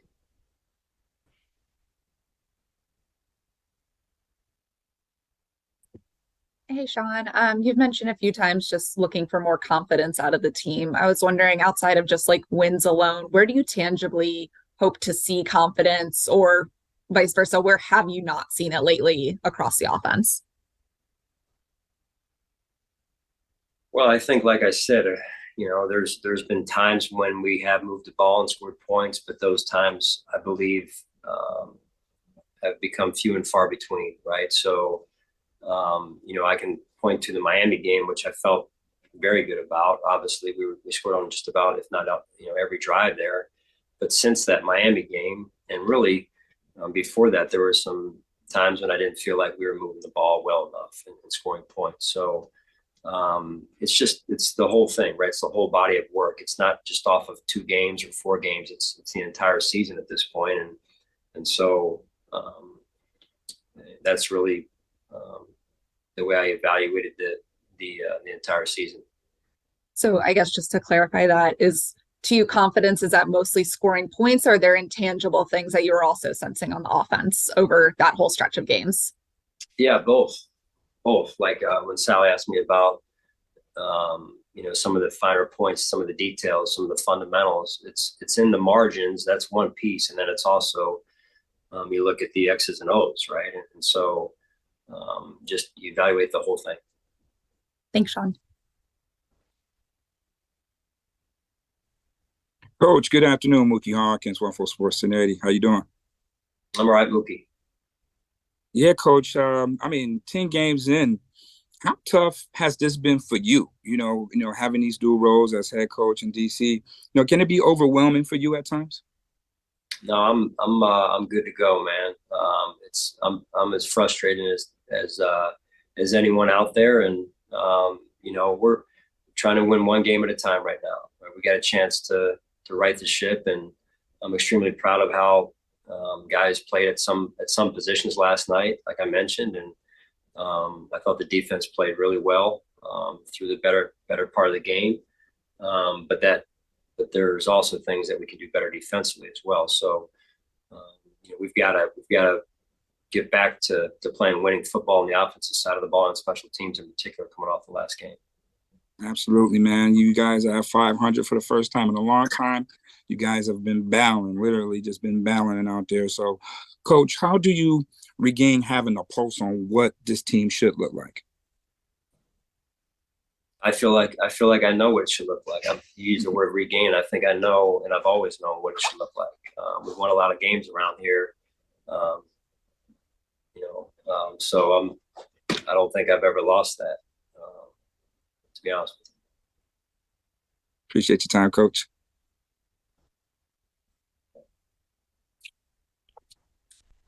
Sean, when you need to make a decision like this, how much of it is on the collective, meaning all the different parts involved with the team, that when you don't do your job or when we aren't successful as an organization, people lose their jobs? I'm not sure. Help me understand the question so I can answer it directly, Tim.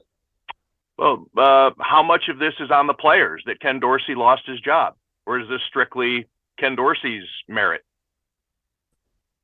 Like I said, it's never just one piece, right? It's never one piece. So it's like anything else. It starts in that regard, but it's never just one piece. It's a just like anything, it's a shared commitment and a shared investment and a shared result. So that's really what it boils down to. What, if any, consideration was made to making a similar change with special teams? Not doing that. Confident in Coach Smiley, and we obviously didn't play well enough last night, and in the return game, in terms of their returns, their kickoff returns, their punt returns, and then the situation at the end of the game. So certainly not happy about that, and that's something that we take pride in terms of our preparation, our detail. And like I mentioned after the game, we practiced that this week, in fact, and something as quote unquote simple as that, a substitution pattern that should be able to be executed right there. And is there any additional explanation you can give on that with the extra man on the field, through your debriefing, reviewing the situation, talking with Matt Smiley as to what happened there? Well, if you look before half, Tim, it was somewhat of a similar situation where they were kicking a faster field goal, and normally you stay with your defensive team out there, your defensive, we call it defensive stay. And you do that so that you're not having a fire drill type of situation unfold where you're trying to get so many on and so many off. And now at the end of the game, there's two schools of thought. Either you do the same and rush with your defensive unit, or you try and get your block, your max rush unit out there. And that's what Coach tried to do. And unfortunately, a certain amount went in and not the equivalent came out. And so we ended up with one too many. And then just my last question, this is more, I guess, from a rules standpoint, because it seemed to be some confusion among fans out there, and I don't know the answer. But when a team rushes its field goal unit out there, do you have the chance, or should the officials delay the play to allow you to get your team out there just like you would a personnel substitution on defense? How does that work? Yeah. Well, I think it's both. I think, it's that everybody knows the situation, the clock's running, and the rule is underneath 2 minutes, they do not have to allow you to, they don't have to stand over the ball basically if they sub. So it just rolls. Gotcha. Okay. Thanks, Sean. Yep. Sean, you mentioned it's never one thing, and that some of your reasons for this are going to stay private. But where would the offense's tendency to turn the ball over sort of rank in things that tip this decision for you? It's certainly up there. And it's you can't win football games doing that. It's losing football. And so I think that's one of the boulders, if you will, of just things that are non-negotiable and things you can't do and expect to win. Does it happen from time to time? Yeah, it happens to everyone. But it can't happen as much as it's been happening. Because you're not going to give yourself a chance to win as a team. So it's a piece of it. But it's all part of a bigger picture. Thank you. Hey, Coach, you guys are going up against the Jets here on Sunday afternoon. What makes them so tough on defense? I know you guys played them in the first week of the season, but why are they so tough to score on? And how important will that fast start on offense be, knowing that they're a team that can take the ball away and are hard to score against in the red zone? Yeah, they've got a tremendously talented football team, Maddie, and in particular on the defensive side. I mean, they've got multiple number one picks, high picks on that defensive front, Sauce Gardner as well. And so extremely talented defense that plays fast and physical. And then on defense for you guys, how great was it to see you guys take the ball away again? It was a couple games without that, but how important is that going to be going forward, knowing that the offense unfortunately has had a few turnovers this season? Yeah, that was good to see. I mean, the guys were playing hard, they were playing fast, and they were physical. And so when you do that, sometimes that ball comes out. And so glad to see us, super excited to see us run to the football and really outwork people right there. And that's some of what I'm talking about with it's in the margins, right? In terms of your effort, your tenacity, how physical you play. And it's not always just the X's and the O's. Thanks, Coach. Thank you.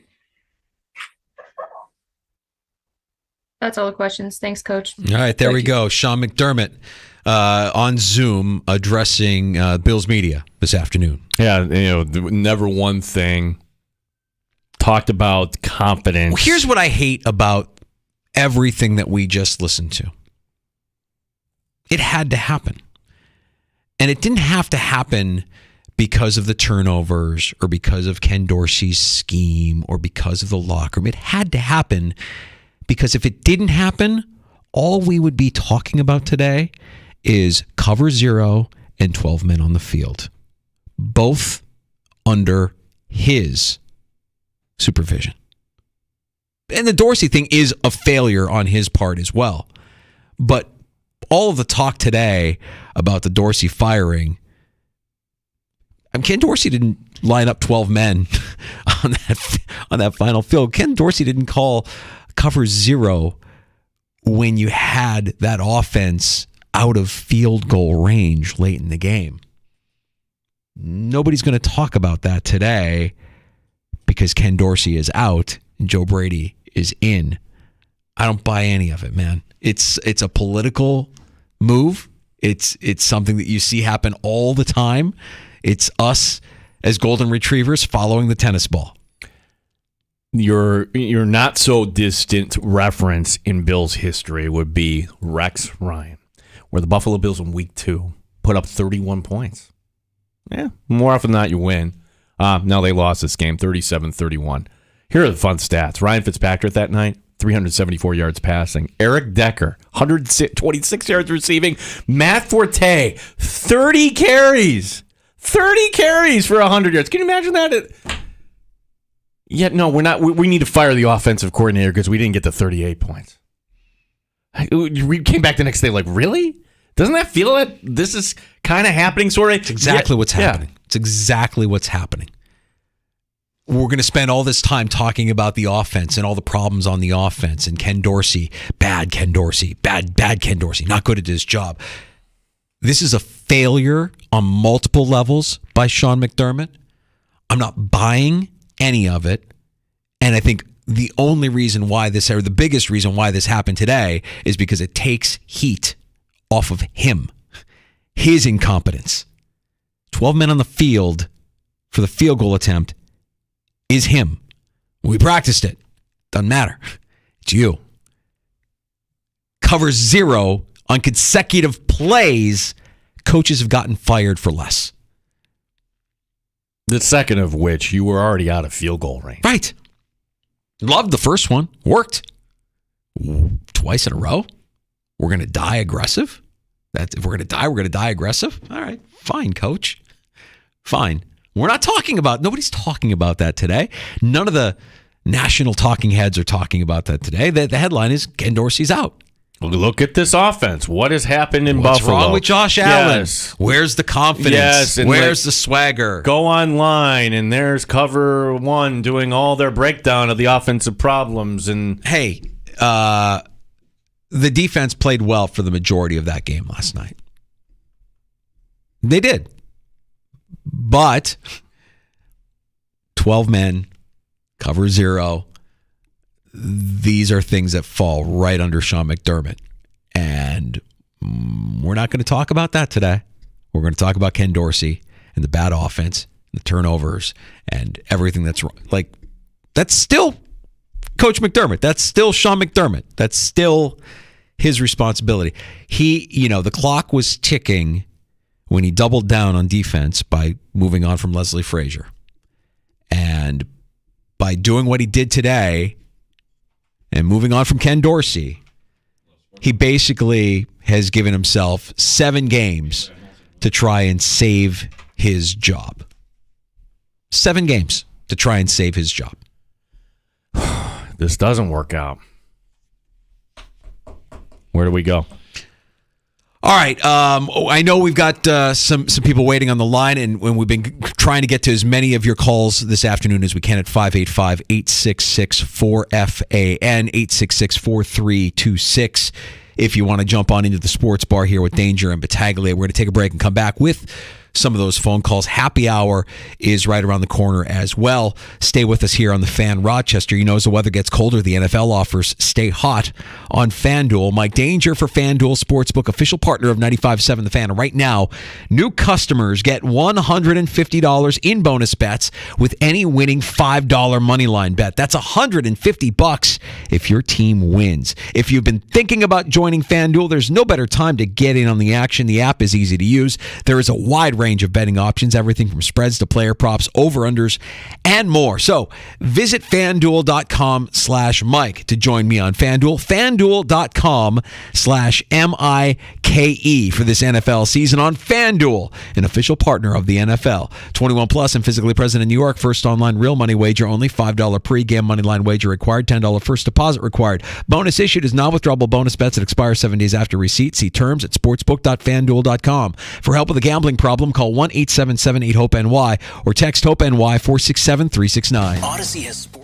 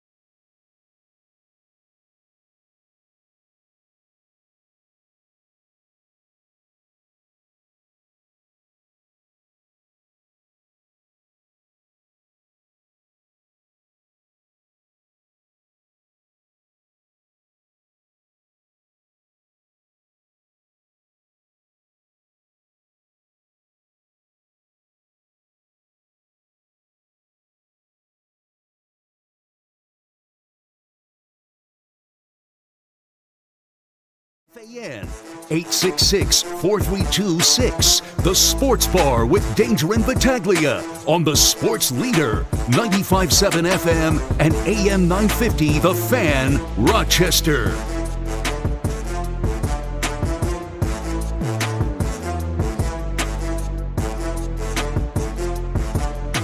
No, it wasn't good enough. You can't turn the ball over, period, let alone 4 times, and field position can't start at the minus 40 or whatever it was, minus 41. It's not good enough. You throw and catch the ball, you run with the football, and your job description is to execute and maintain possession of the ball. So it's not good enough. Buffalo Bills head coach Sean McDermott post-game last night after the Bills fall to the Broncos in extraordinary fashion, as they seem to do when they lose. Could they just lose by like 3 touchdowns? We turn the game off. Oh, not their night. No, every game it's all these losses in the McDermott era. Yeah. There's too many of them, and I don't know. I want to believe that we all deserve a little bit better, but here we are. We're at a point now where I think you've got a head coach who. How many more excuses are you getting? How many more chances are you giving? It's the special teams coordinator after 13 seconds. It's Leslie Frazier less than 12 months ago. It's Ken Dorsey now. The clock is ticking. It's me pointing out we were down 5 defensive starters last night. Yeah, that's rare. That is almost like an excuse, as if to say, I am afraid that this is going to cost me my job, because it's always been steadfast and true. Next man up. We're confident we're going to be next man. There are no excuses for the performance. Defense, for the most part, performed well. Going to question that cover 0 when you have them pinned back and they're not even in field goal range. Hate that call. Hate that call. And of course, the Johnson penalty that leads to the eventually game-winning field goal before we even talk about 12 men on the field. Look, we're all kind of trying to make heads or tails out of everything that's gone on here in the last 24 hours with the Buffalo Bills, and we know that you have a voice as well here at 585-866-4FAN, 866-4326. Gino, let's take a couple calls before we get to happy hour. Yeah, absolutely. Brad waiting patiently. Hey, Brad, what's going on, buddy? Hey, McDermott's painted himself into a corner. If they don't do well, if they don't make the playoffs, if I'm Bean, he's gone. And who would replace him? I actually got something for that. 1, go from the Indy retreat, pull Bieniemy out of Washington.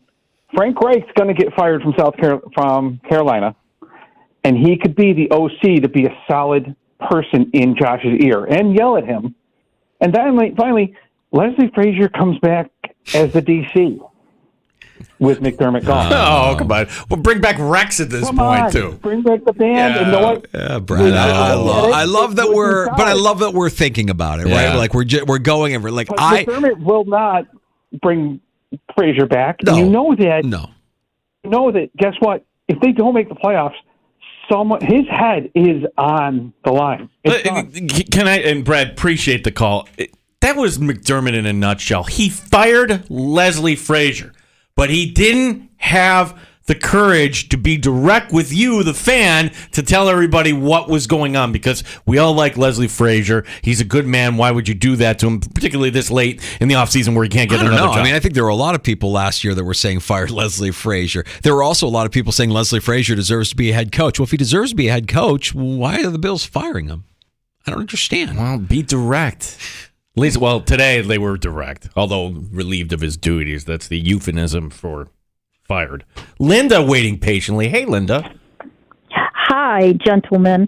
So I will first admit to you that I did not watch the game, and I listened to half of it because I was already depressed about other things, so I didn't want to get worse depressed. This is my thought. Will Brandon Beane have the cojones to actually fire Sean McDermott is 1. And 2, when it comes to Josh, there's been notes in the media that he's like really good buds with Gabe Davis and like Dawson Knox, and those are his buds, and they go to hockey games and all this. And I just have to wonder, like how much of that personal relationship plays into where Josh throws the ball and who he throws it to.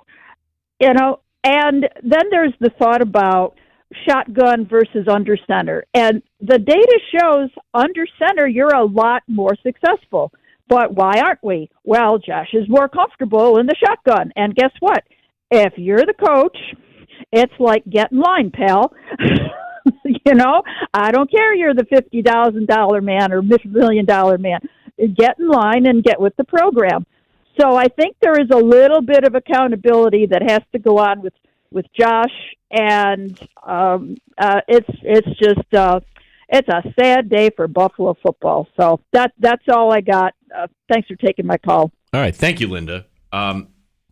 I don't think Brandon Beane would be the one to make that decision. Let me make that clear. Brandon Beane came in here on the recommendation of Sean McDermott, so I don't think Brandon Beane would turn around. I could be wrong on that, but Terry Pegula, interesting. Yesterday was the 10-year anniversary where he fired everybody in the Sabre organization and brought back Pat LaFontaine. And Terry Pegula at one point was managing the Sabres how many people want Terry Pegula to manage the Buffalo Bills right now, meaning make a decision here. So we know he has it in him.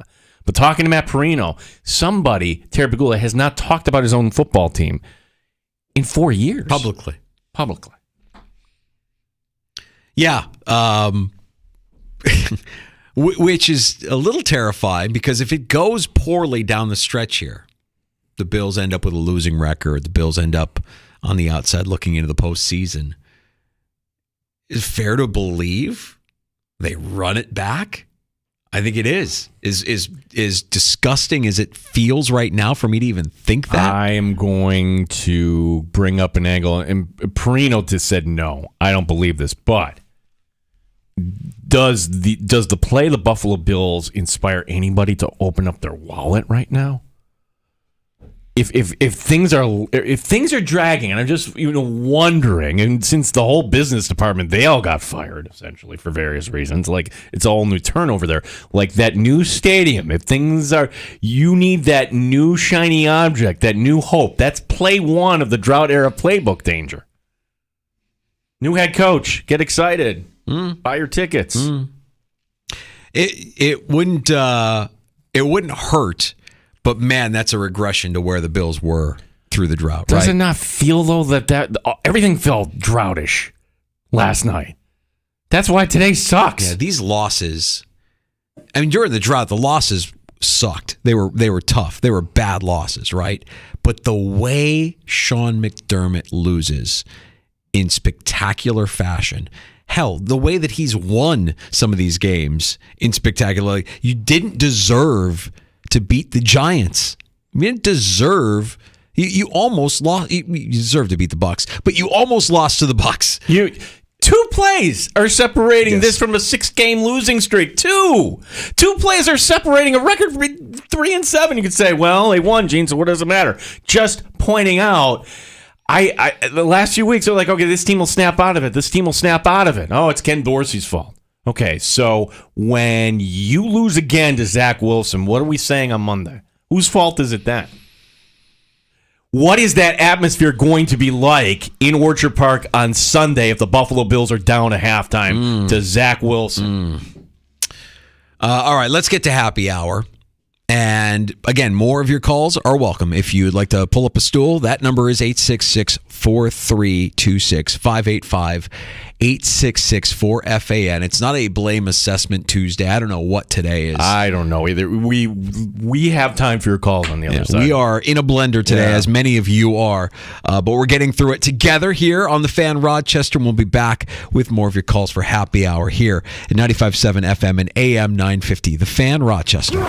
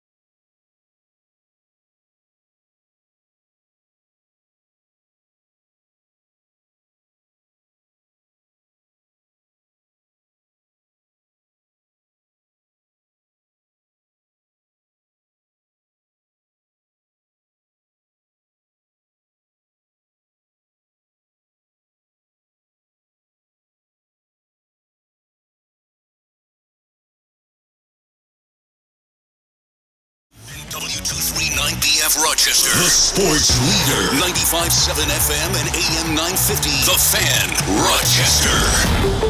Always live on the free Odyssey app. The Fan, Rochester, sports update. Big news out of Buffalo today where the Bills fire offensive coordinator Ken Dorsey. Joe Brady will take over on an interim basis. Here's head coach Sean McDermott on his decision. Like I said, I think overall the best thing to do right now is not get into kind of what the reasons were that led to this change, but just overall what we can do about it moving forward. And that's really what I'm focused on right now. Is I just felt this was the right time.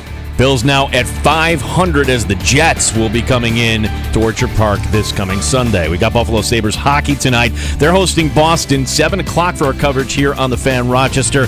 Syracuse basketball in action tonight. The Orange looking to go 3-0 as they take on Colgate. Sports is brought to you by GetMyPerks.com today. Get half off to Lasertron in Henrietta. G. Battaglia, the sports leader, 95.7 FM and AM 950. The Fan Rochester.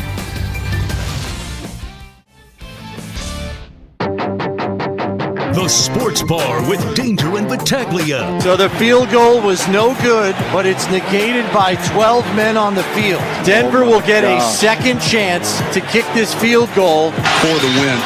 Lutz kicks it on the way, and it is good! Impossibly devastating losses are almost becoming the signature of the Sean McDermott era. It's inexcusable. I called for McDermott's head, but now I'm demanding for it. Ken Dorsey fired. Quarterbacks coach Joe Brady will serve as interim offensive coordinator. Buffalo has dropped 4 of 6, hasn't scored more than 25 points in those 6. 4 giveaways last night, 3 charged to Josh Allen. Well, maybe Josh Allen's the problem. Diggs, family drama.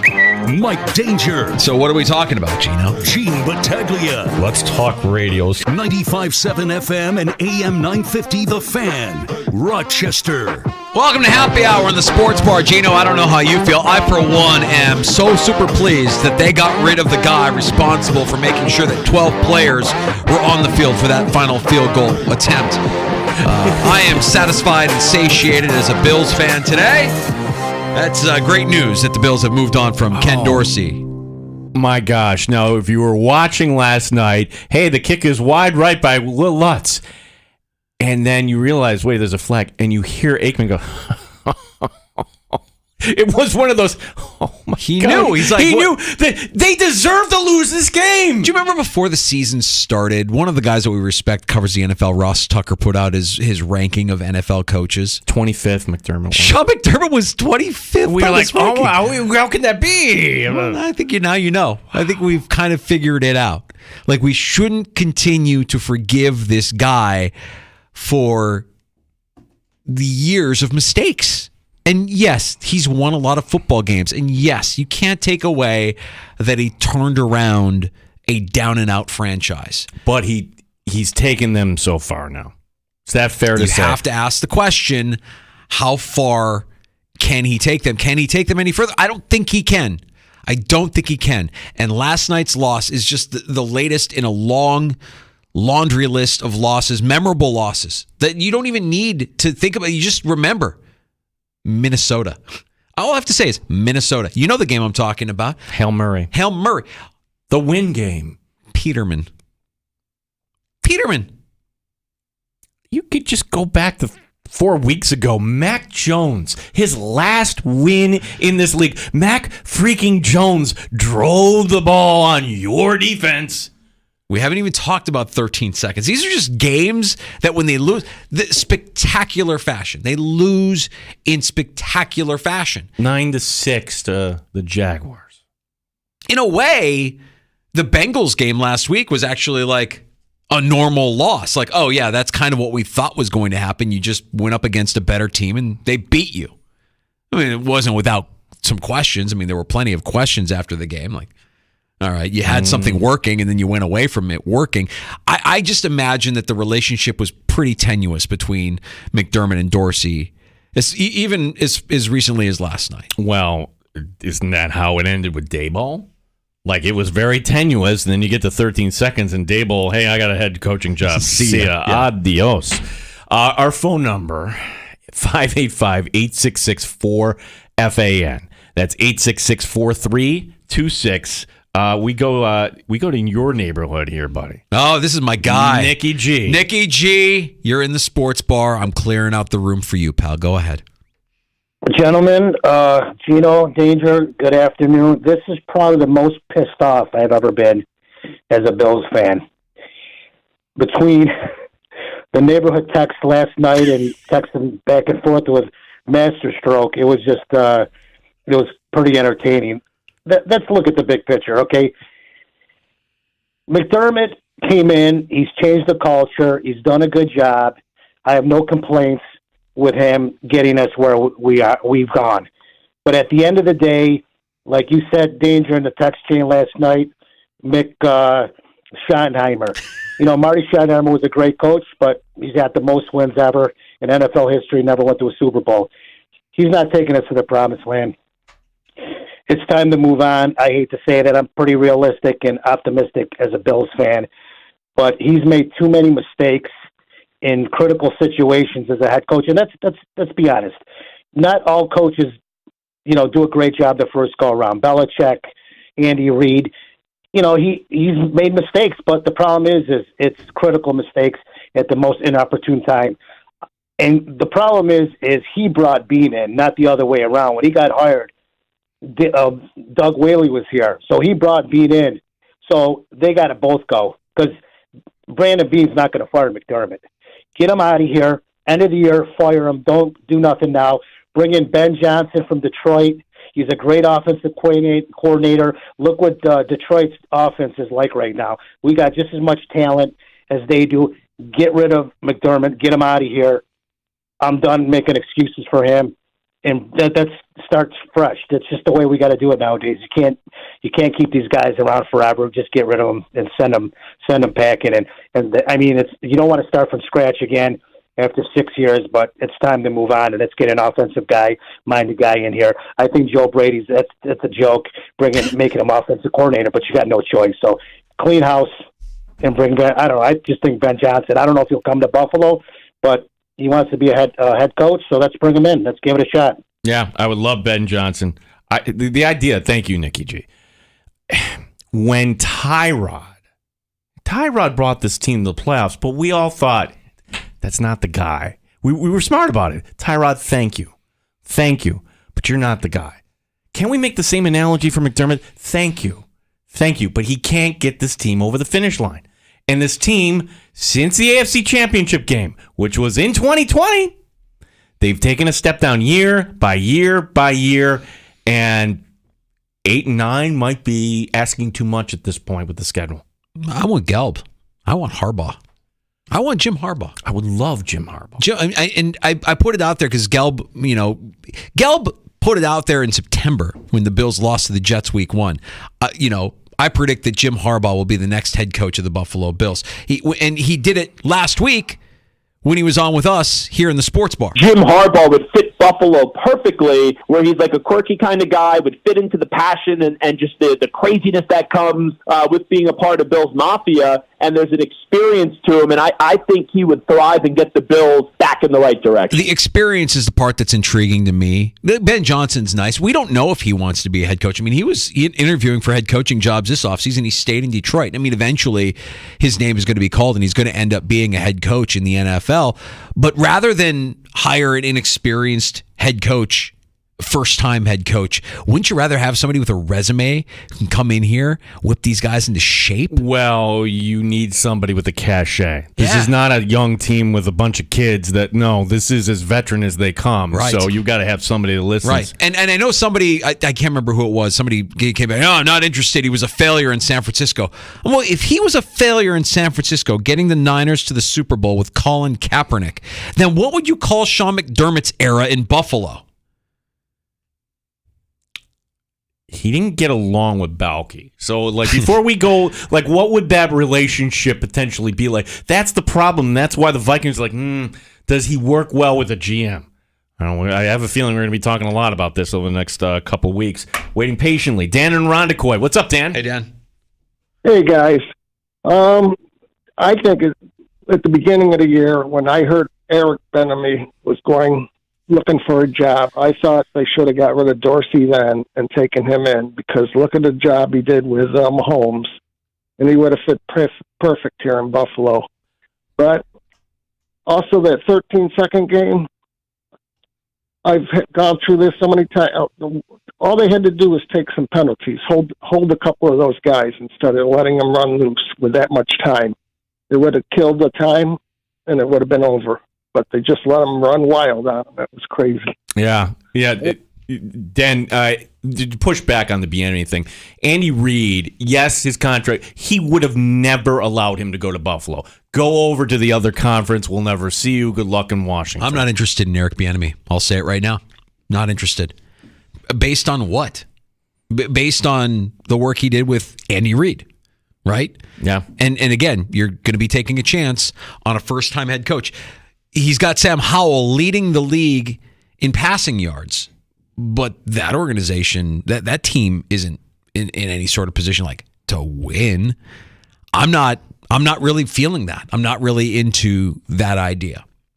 There's still something about Bieniemy that feels a bit off, and I would rather, if they were to make a change in the offseason, as a lot of people are suggesting now, I'd rather it be a guy with a resume, a guy who's got some credibility, a guy who can come in with authority.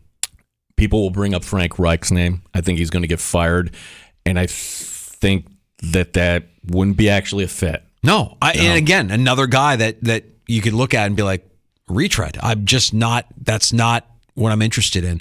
And I don't put Harbaugh in that category, because Harbaugh, whatever his methods may be, is kind of a proven winner. Do Seahawk fans do they apologize for Pete Carroll? They don't. Pete Carroll left a trail of destruction at USC, just like Harbaugh is going to do at Michigan. Correct. Our phone number, 866-4FAN, 866-4326. Danielle in Rochester. Hey, Danielle.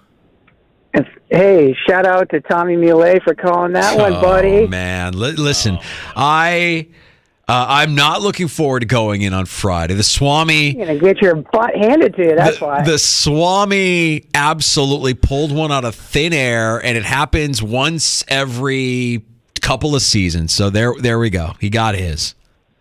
Is he going to come on with you guys? Well, we'll have to talk that out. We'll talk that out. All right. Now, there's my Sean McDermott answer.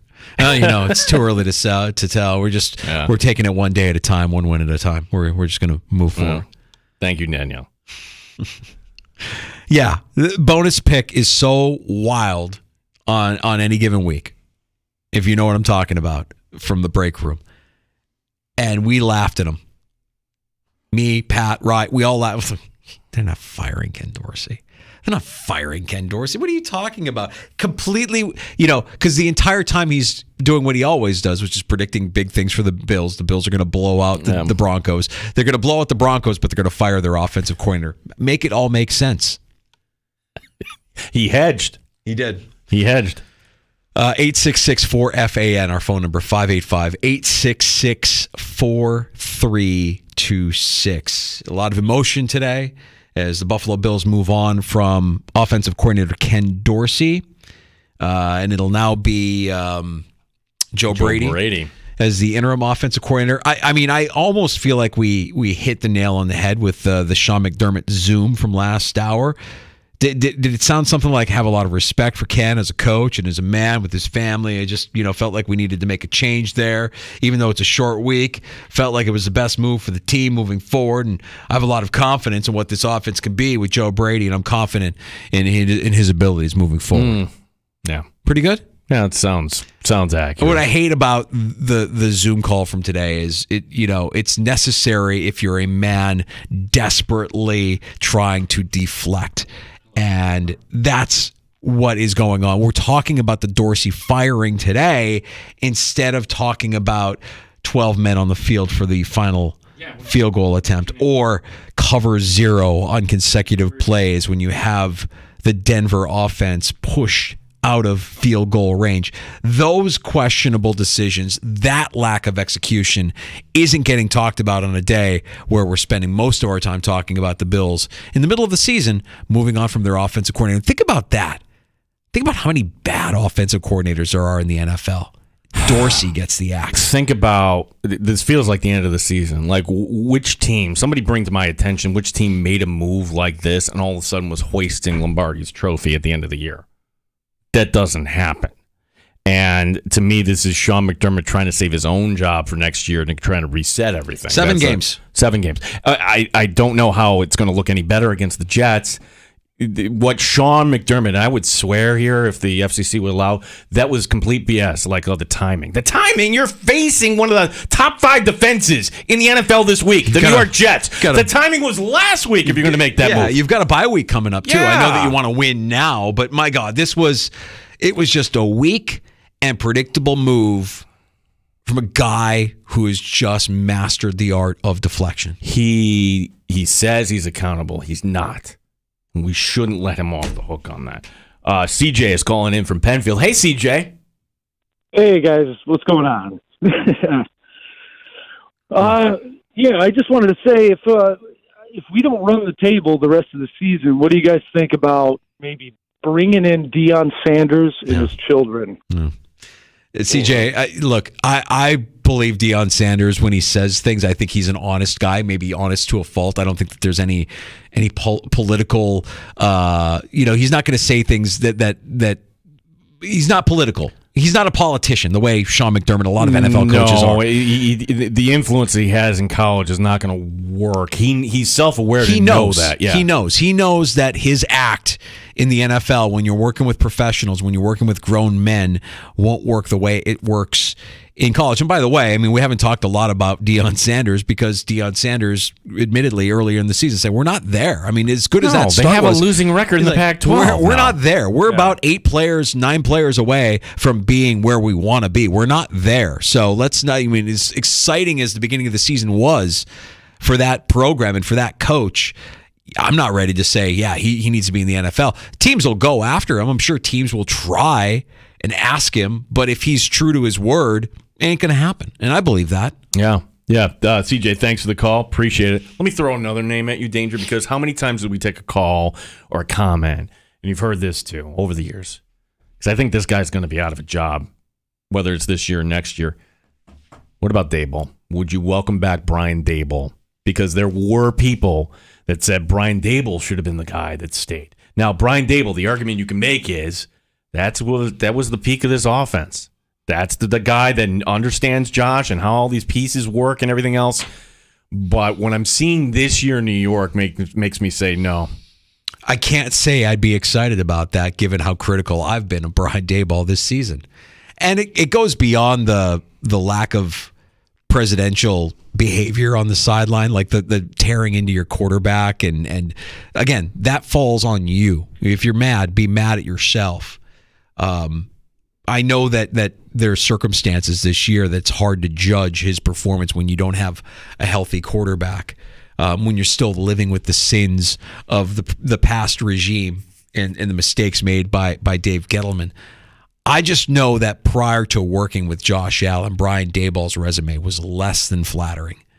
And I think there's truth to everybody kind of coexisting and elevating each other. Josh Allen elevating Brian Daboll to a point elevating Josh Allen, Stephon Diggs elevating Josh Allen elevating Stephon Diggs. That's the way it works. All of it is cohesive and all of it can be true. And I just don't know that I see Brian Daboll as head coach material. I know he won Coach of the Year last year, and we know what that award is. That's the award that you get to the coach who exceeds expectations beyond your wildest dreams. And that's what the Giants were last year. Nobody had them go into the postseason with Daniel freaking Jones. Pretty good coaching job. But we're seeing this year, there's a limit. There's a limit to what all that means.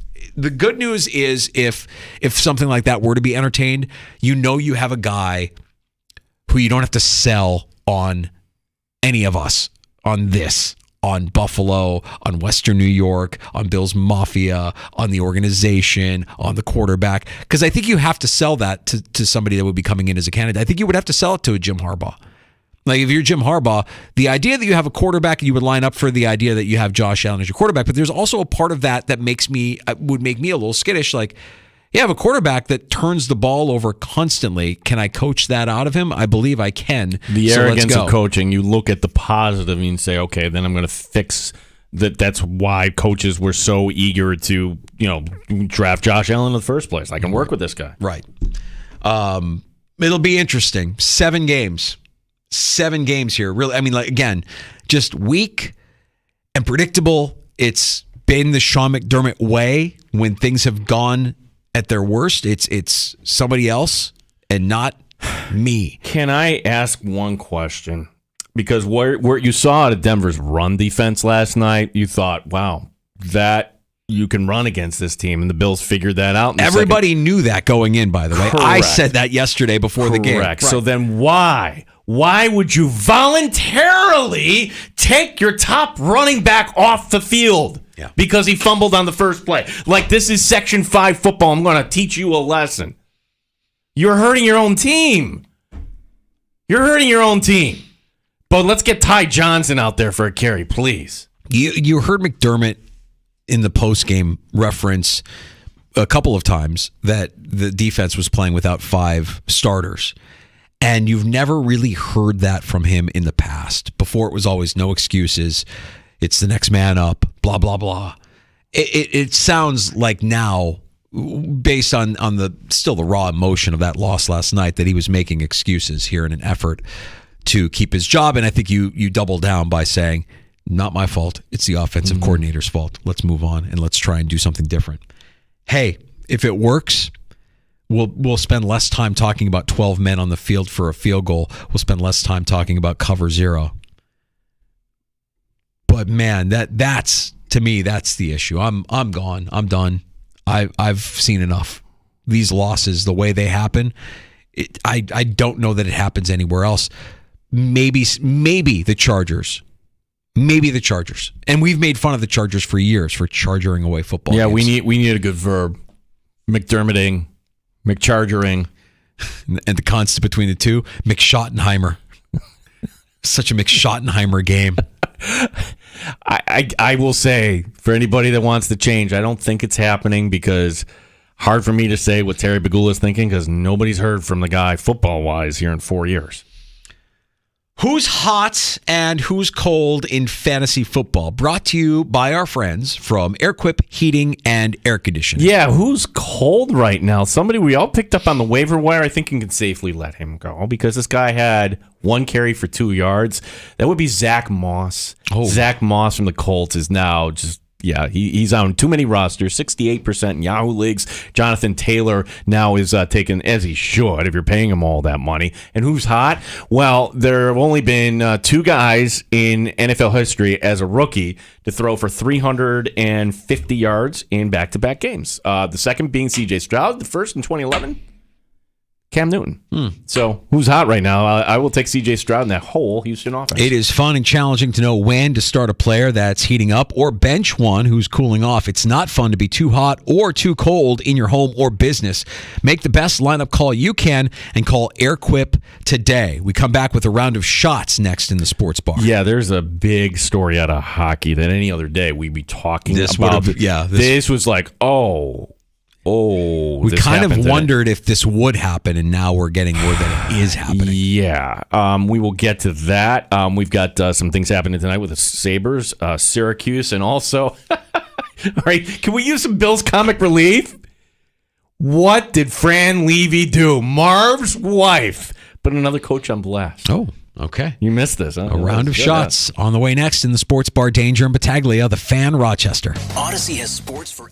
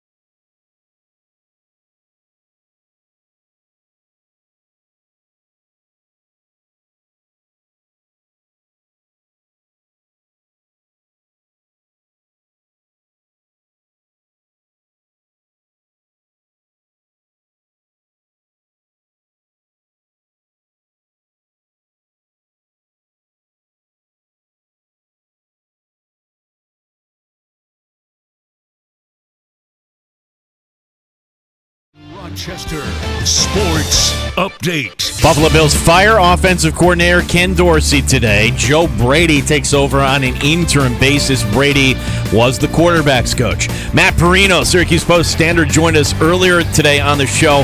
Perino on who to blame for the 12 men on the field. Everybody's like, fire Matthew Smiler. Fire Matthew Smiler. That's Sean McDermott's job. Yes. That's 13 seconds was Sean McDermott's job. It was his job to make sure before that field goal unit goes out, or the kickoff unit goes out, that they know where to kick the ball. Bills opening as a 7-point favorite over the Jets this coming Sunday. We got Buffalo Sabres hockey tonight hosting Boston, 7 o'clock for the coverage. Syracuse in action tonight. They host Colgate. Sports brought to you by GetMyPerks.com. Today, save half off to Lasertron in Henrietta. Gene Battaglia in the Sports Leader, 95.7 FM and AM 950, The Fan, Rochester. Bone-crunching hits, backboard-shattering dunks, bat flips, and hat tricks. 95.7 FM and AM 950 The Fan, Rochester. Is Brady going to serve two roles as OC and quarterbacks coach, or is somebody else going to fill the quarterback coaching role while Brady handles play calling? So we'll see what he can do to revive an offense that has struggled to find consistency and has had wide swings of variance in its play over the better part of the last 6 to 7 weeks. Chris Brown, Buffalo Bills play-by-play man, host of One Bills Live earlier today here on The Fan Rochester as the Bills move on from Ken Dorsey and elevate Joe Brady to the interim offensive coordinator role. And we didn't get answers from Sean McDermott during his Zoom last hour on whether or not the Bills would promote somebody to be the new quarterback's coach or whether or not Joe Brady would be on the sideline or in the booth. All of that still kind of remains to be seen. Oh, but please tell me this was the right time to do this. Yeah, you really had a plan, didn't you? Yeah. It's time for a round of shots before we get to more of your calls here at 585-866-4FAN. We mentioned we'll have the Sabres tonight, but this story out of hockey today, British police have arrested a man in connection with the on-ice death of Adam Johnson. You remember this story. We talked about it. Player raising his skate. You look at the video. It's horrific. Don't look at the video if you haven't already. Well, the suspect's name not officially released by the authorities. Following Johnson's death in October, speculation surfaced that the Sheffield hockey player, his name's Matt Petgrave, he was the one who raised his skate, slicing Johnson in the neck. He could be charged. Well, South Yorkshire police today releasing a statement confirming the man was arrested on suspicion of manslaughter, confirming that his death was a result of a fatal neck injury. This is one that we got to keep a close eye on here. Just an absolutely horrific story. I've only seen the one angle, and it's one of those stories where, like, okay, if there's a different angle, if there's a different backstory, like what we would like to say in the sports, but let's just kind of let the facts kind of unfold. This is a terrible story for all the sport. It really is. And if, again, this is legal matters overseas, so good luck trying to figure this out. Tonight, Syracuse basketball plays game number 3 in the season. Colgate coming to the Dome for their annual game. Used to be the Orange would just wail on the Red Raiders. SU has actually lost the last 2 in this series. The last Q's win over Colgate was in 2019. Tonight marks the 175th meeting between the two schools, the first being in 1901, 7 o'clock tonight on the ACC network. College basketball announcer Dick Vitale announcing his vocal cancer is gone, but doctors have advised him for a little more rest here, which means he's not going to be making his return to the ESPN airwaves until later this month. Vitale's now 84. He called his first ever basketball game on the network back in 1979. Maybe this is an unpopular opinion. I don't want him to come back. I want him to get well. I want him to enjoy the quality of life that he has left. I mean, I know that might mean he wants to come back and call games, but it's one of those things where it's like, just get better, just rest. Well, you remember Dick Vitale from one way, and if it's not meeting that standard. That's right. You just know it's going to feel disappointing. And, let's remember him for the legend that he is and let him... I mean, I'm sure that there's something there. There's a juice there that probably makes him want and miss doing it. But, man, I would say doctor's orders on this one. Just rest. Just take it easy, man. You don't need to prove anything to us. We love you no matter what. It's Award Week in Major League Baseball. Who knew? Coming up at 6 o'clock, we'll find out who wins the Manager of the Year. Finalists in the American League are Bruce Bochy of the Rangers, Kevin Cash of the Rays, and Brandon Hyde of the Orioles. National League finalists include Brian Snitker of the Braves, Skip Schumacher of the Marlins, and Craig Counsell of the Brewers, who, of course, is no longer with the Brewers, now with the Cubs. Wonder how that's going to go over tonight in Milwaukee. All right, so who do you got? I think it's Hyde of the Orioles. I mean, Bochy, remember, this is regular season when all these are cast right after, so can't get Bochy. And it's, again, get who overachieves? Schumacher and the Marlins, I'll take. Okay. Finally, the Boston Globe has a piece out on former Buffalo Bills head coach Marv Levy, now 98 years old. It was Levy's wife, Fran, who had this take on current Patriots head coach Bill Belichick. Quote, I think he should retire. Yes. I just can't stand him. Yes. He's a character. Excuse me. He's a cheater. Yes. And he was rude to Marv. Bill Belichick was always jealous of Marv. Yes. He's a mean person, and I hope he never wins again. This might be my favorite quote of all time. I love how when you get to a certain age, the filter just goes away. You just don't care. You don't care. Just zero F's given. So this is Fran Levy. Yeah. Unloading. I think he should retire. Mm-hmm. I can't stand him. He's a cheater, and he was rude to Marv. Yeah. Bill Belichick was always jealous of Marv. He's a mean person, and I hope he never wins again. Stay down. Wow. Stay down. You just got served by Marv Levy's wife, Fran. Just insult to injury. I hope he never wins again. He's mean. You're a mean person. He's a mean person, and I hope he never wins again. He's mean. Oh. No, don't do it. Come on, comic relief. What? It's me, Fran, and I just think he's mean. I hope he never wins again, and if he does, I'm going to sue him for punitive damages. I think he should retire. I can't stand him. He's a cheater. And he was rude to Marv, and Marv fell down the stairs. He broke his hip, his glasses fell off, and his shoes fell off, and he lost his shoes, and he split his lip on his braces. It's all Bill Belichick's fault. Sue everybody. All right, there we go. Here we go. Waiting patiently. The phone's at 866-4FAT, 866-4326. Matt in Rochester. Save us, Matt. What's going on, bud?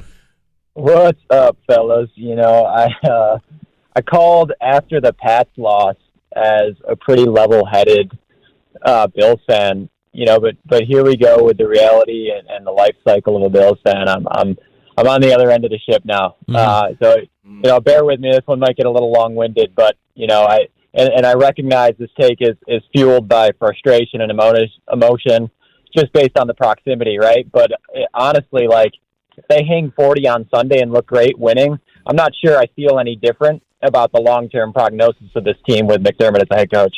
You guys have talked about this before, I think, in terms of, McD being a guy who can elevate a roster to a certain point, but then can't get over the hump, right? I know Tomlin won a title, but McDermott's starting to feel like a poor man's Mike Tomlin. On that note, the whole process thing and culture that McDermott has and that he preaches, it's old. It's not it. I'm over it. You never hear that kind of stuff about Andy Reid, right? You never hear about how good of a dude and how good of a family man Andy Reid is. And I get we're not in that market, but Andy Reid's a winner, right? He's a guy that cares about winning. He's got dudes on the roster that aren't great humans. That doesn't matter because you know what? He wins, and he wins at the end of the day. So, I think I don't know, Bills fans would not care about the character of our wide receivers and the type of people that our wide receivers are if our team is parading down Delaware Ave. So in my opinion, go get a winner. I'm over the culture. I think that's almost sort of a facade that McDermott has preached and used over and over to cover up the lack of results. So there we go. Life cycle of Bills fan. I was level-headed. Now I'm mad. We'll see what happens. Very well done. Yeah, well beautiful said. call. Appreciate that. Thank you, Matt. Matt, I feel the same way. I mean, earlier I kind of went off on a little bit of a rant, and that's not, I don't usually do that around the Bills. I try to stay level-headed. Usually it's you losing your mind, but I've had it, man. I've had it with this guy. And the firing of Dorsey today is just the latest in a long string of deflections after incredible failures as a head coach. Incredible failures. Just spectacular failures as a head coach. He can't fire himself, so it's everybody else's fault. It's everybody else who needs to go. Yeah, we all have that person in our lives like, oh, he blames other people. Like, maybe you're the problem. Yeah, that's exactly right. All right, last call next. 866-4326. 585-866-4FAN. We'll give you a preview of who's stopping by the sports bar tomorrow afternoon as we get one day closer to Week 11. And the Jets coming to Orchard Park to take on the Bills. And I'm kind of like Matt. Even if the Bills hung 40 on the Jets, I don't know that I would feel any differently for the rest of this season after the way this season has gone and the way they've lost some of these games here in the McDermott era. Last call next here on the Fan. Rochester, get ready to start that Week 11 off right in the NFL. Mike Danger for FanDuel Sportsbook, official partner of 95.7 The Fan. Right now, all customers get a no-sweat same-game parlay for Thursday Night Football. Just place a 3-leg same-game parlay on this week's game between the Ravens and Bengals, and you'll get bonus bets back if you don't win. NFL same-game parlays are the perfect way to combine your bets for a chance at a bigger payday. Build your own or choose from one of the popular same-game parlays pre-built for you in FanDuel's top-rated sportsbook app. Visit FanDuel.com/Mike, M-I-K-E, so you don't miss out on your chance to get a no-sweat same-game parlay on America's #1 sportsbook. FanDuel, an official sports betting partner of the NFL. 21 plus and physically present in New York. Refund issued as non-withdrawable bonus bets that expire 7 days after receipt. Max refund $5 unless otherwise specified. Restrictions apply. See terms at sportsbook.fanduel.com. For help with a gambling problem, call 1-877-8-HOPE-NY or text HOPE-NY 467-369. Odyssey has sports for every fan.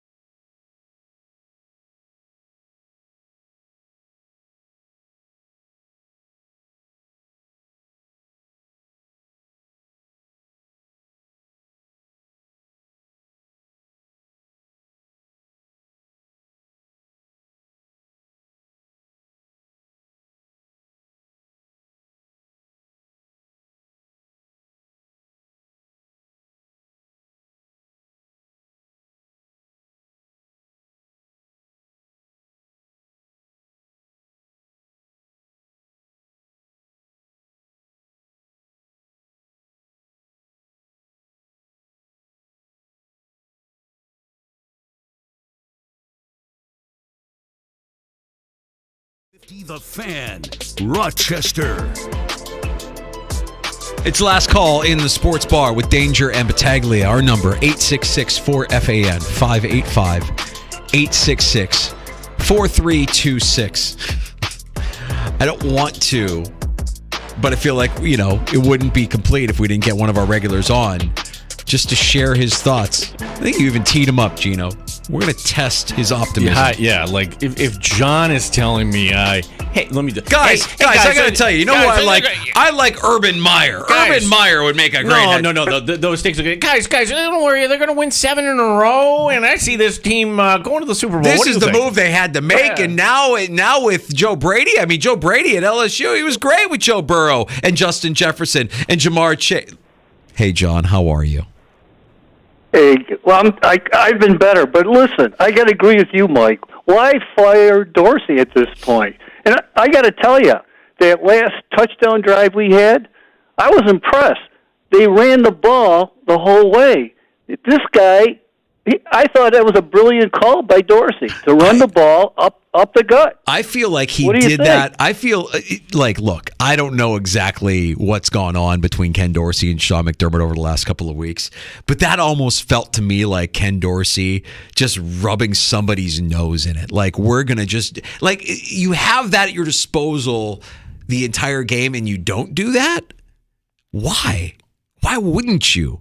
And partially because you had James Cook on the bench. Right. Like, hey, you're taking away my running back, and now, yeah. I imagine that was probably a very uncomfortable and argumentative conversation after the game that led to the dismissal today. I just think that the move today is more of a deflection of blame. And you could argue about schematics, you could argue about play calling, and Dorsey is certainly a polarizing figure. But I don't know that he's the guy that I would peg as the guy that needs to lose his job middle of the season on a short week going into a game against a good defense in the New York Jets. I just think that we're talking about that today instead of the colossal failures of Sean McDermott, the defensive play caller, in the crunch. And 12 men on and 12 men on the field. Not spending a lot of time talking about that when you're looking for a new offensive coordinator. Tomorrow, PJ Glasser with some winners, the host of BetQL's Send It In. And, is this right? Yeah, Jeremy White is going to be stopping by. Love WGR. Can't wait. That's going to be tomorrow afternoon starting at 3 o'clock. Appreciate you checking us out on YouTube and Twitch at The Fan Rochester, CBS Sports Radio. Next on The Fan. Odyssey has sports for every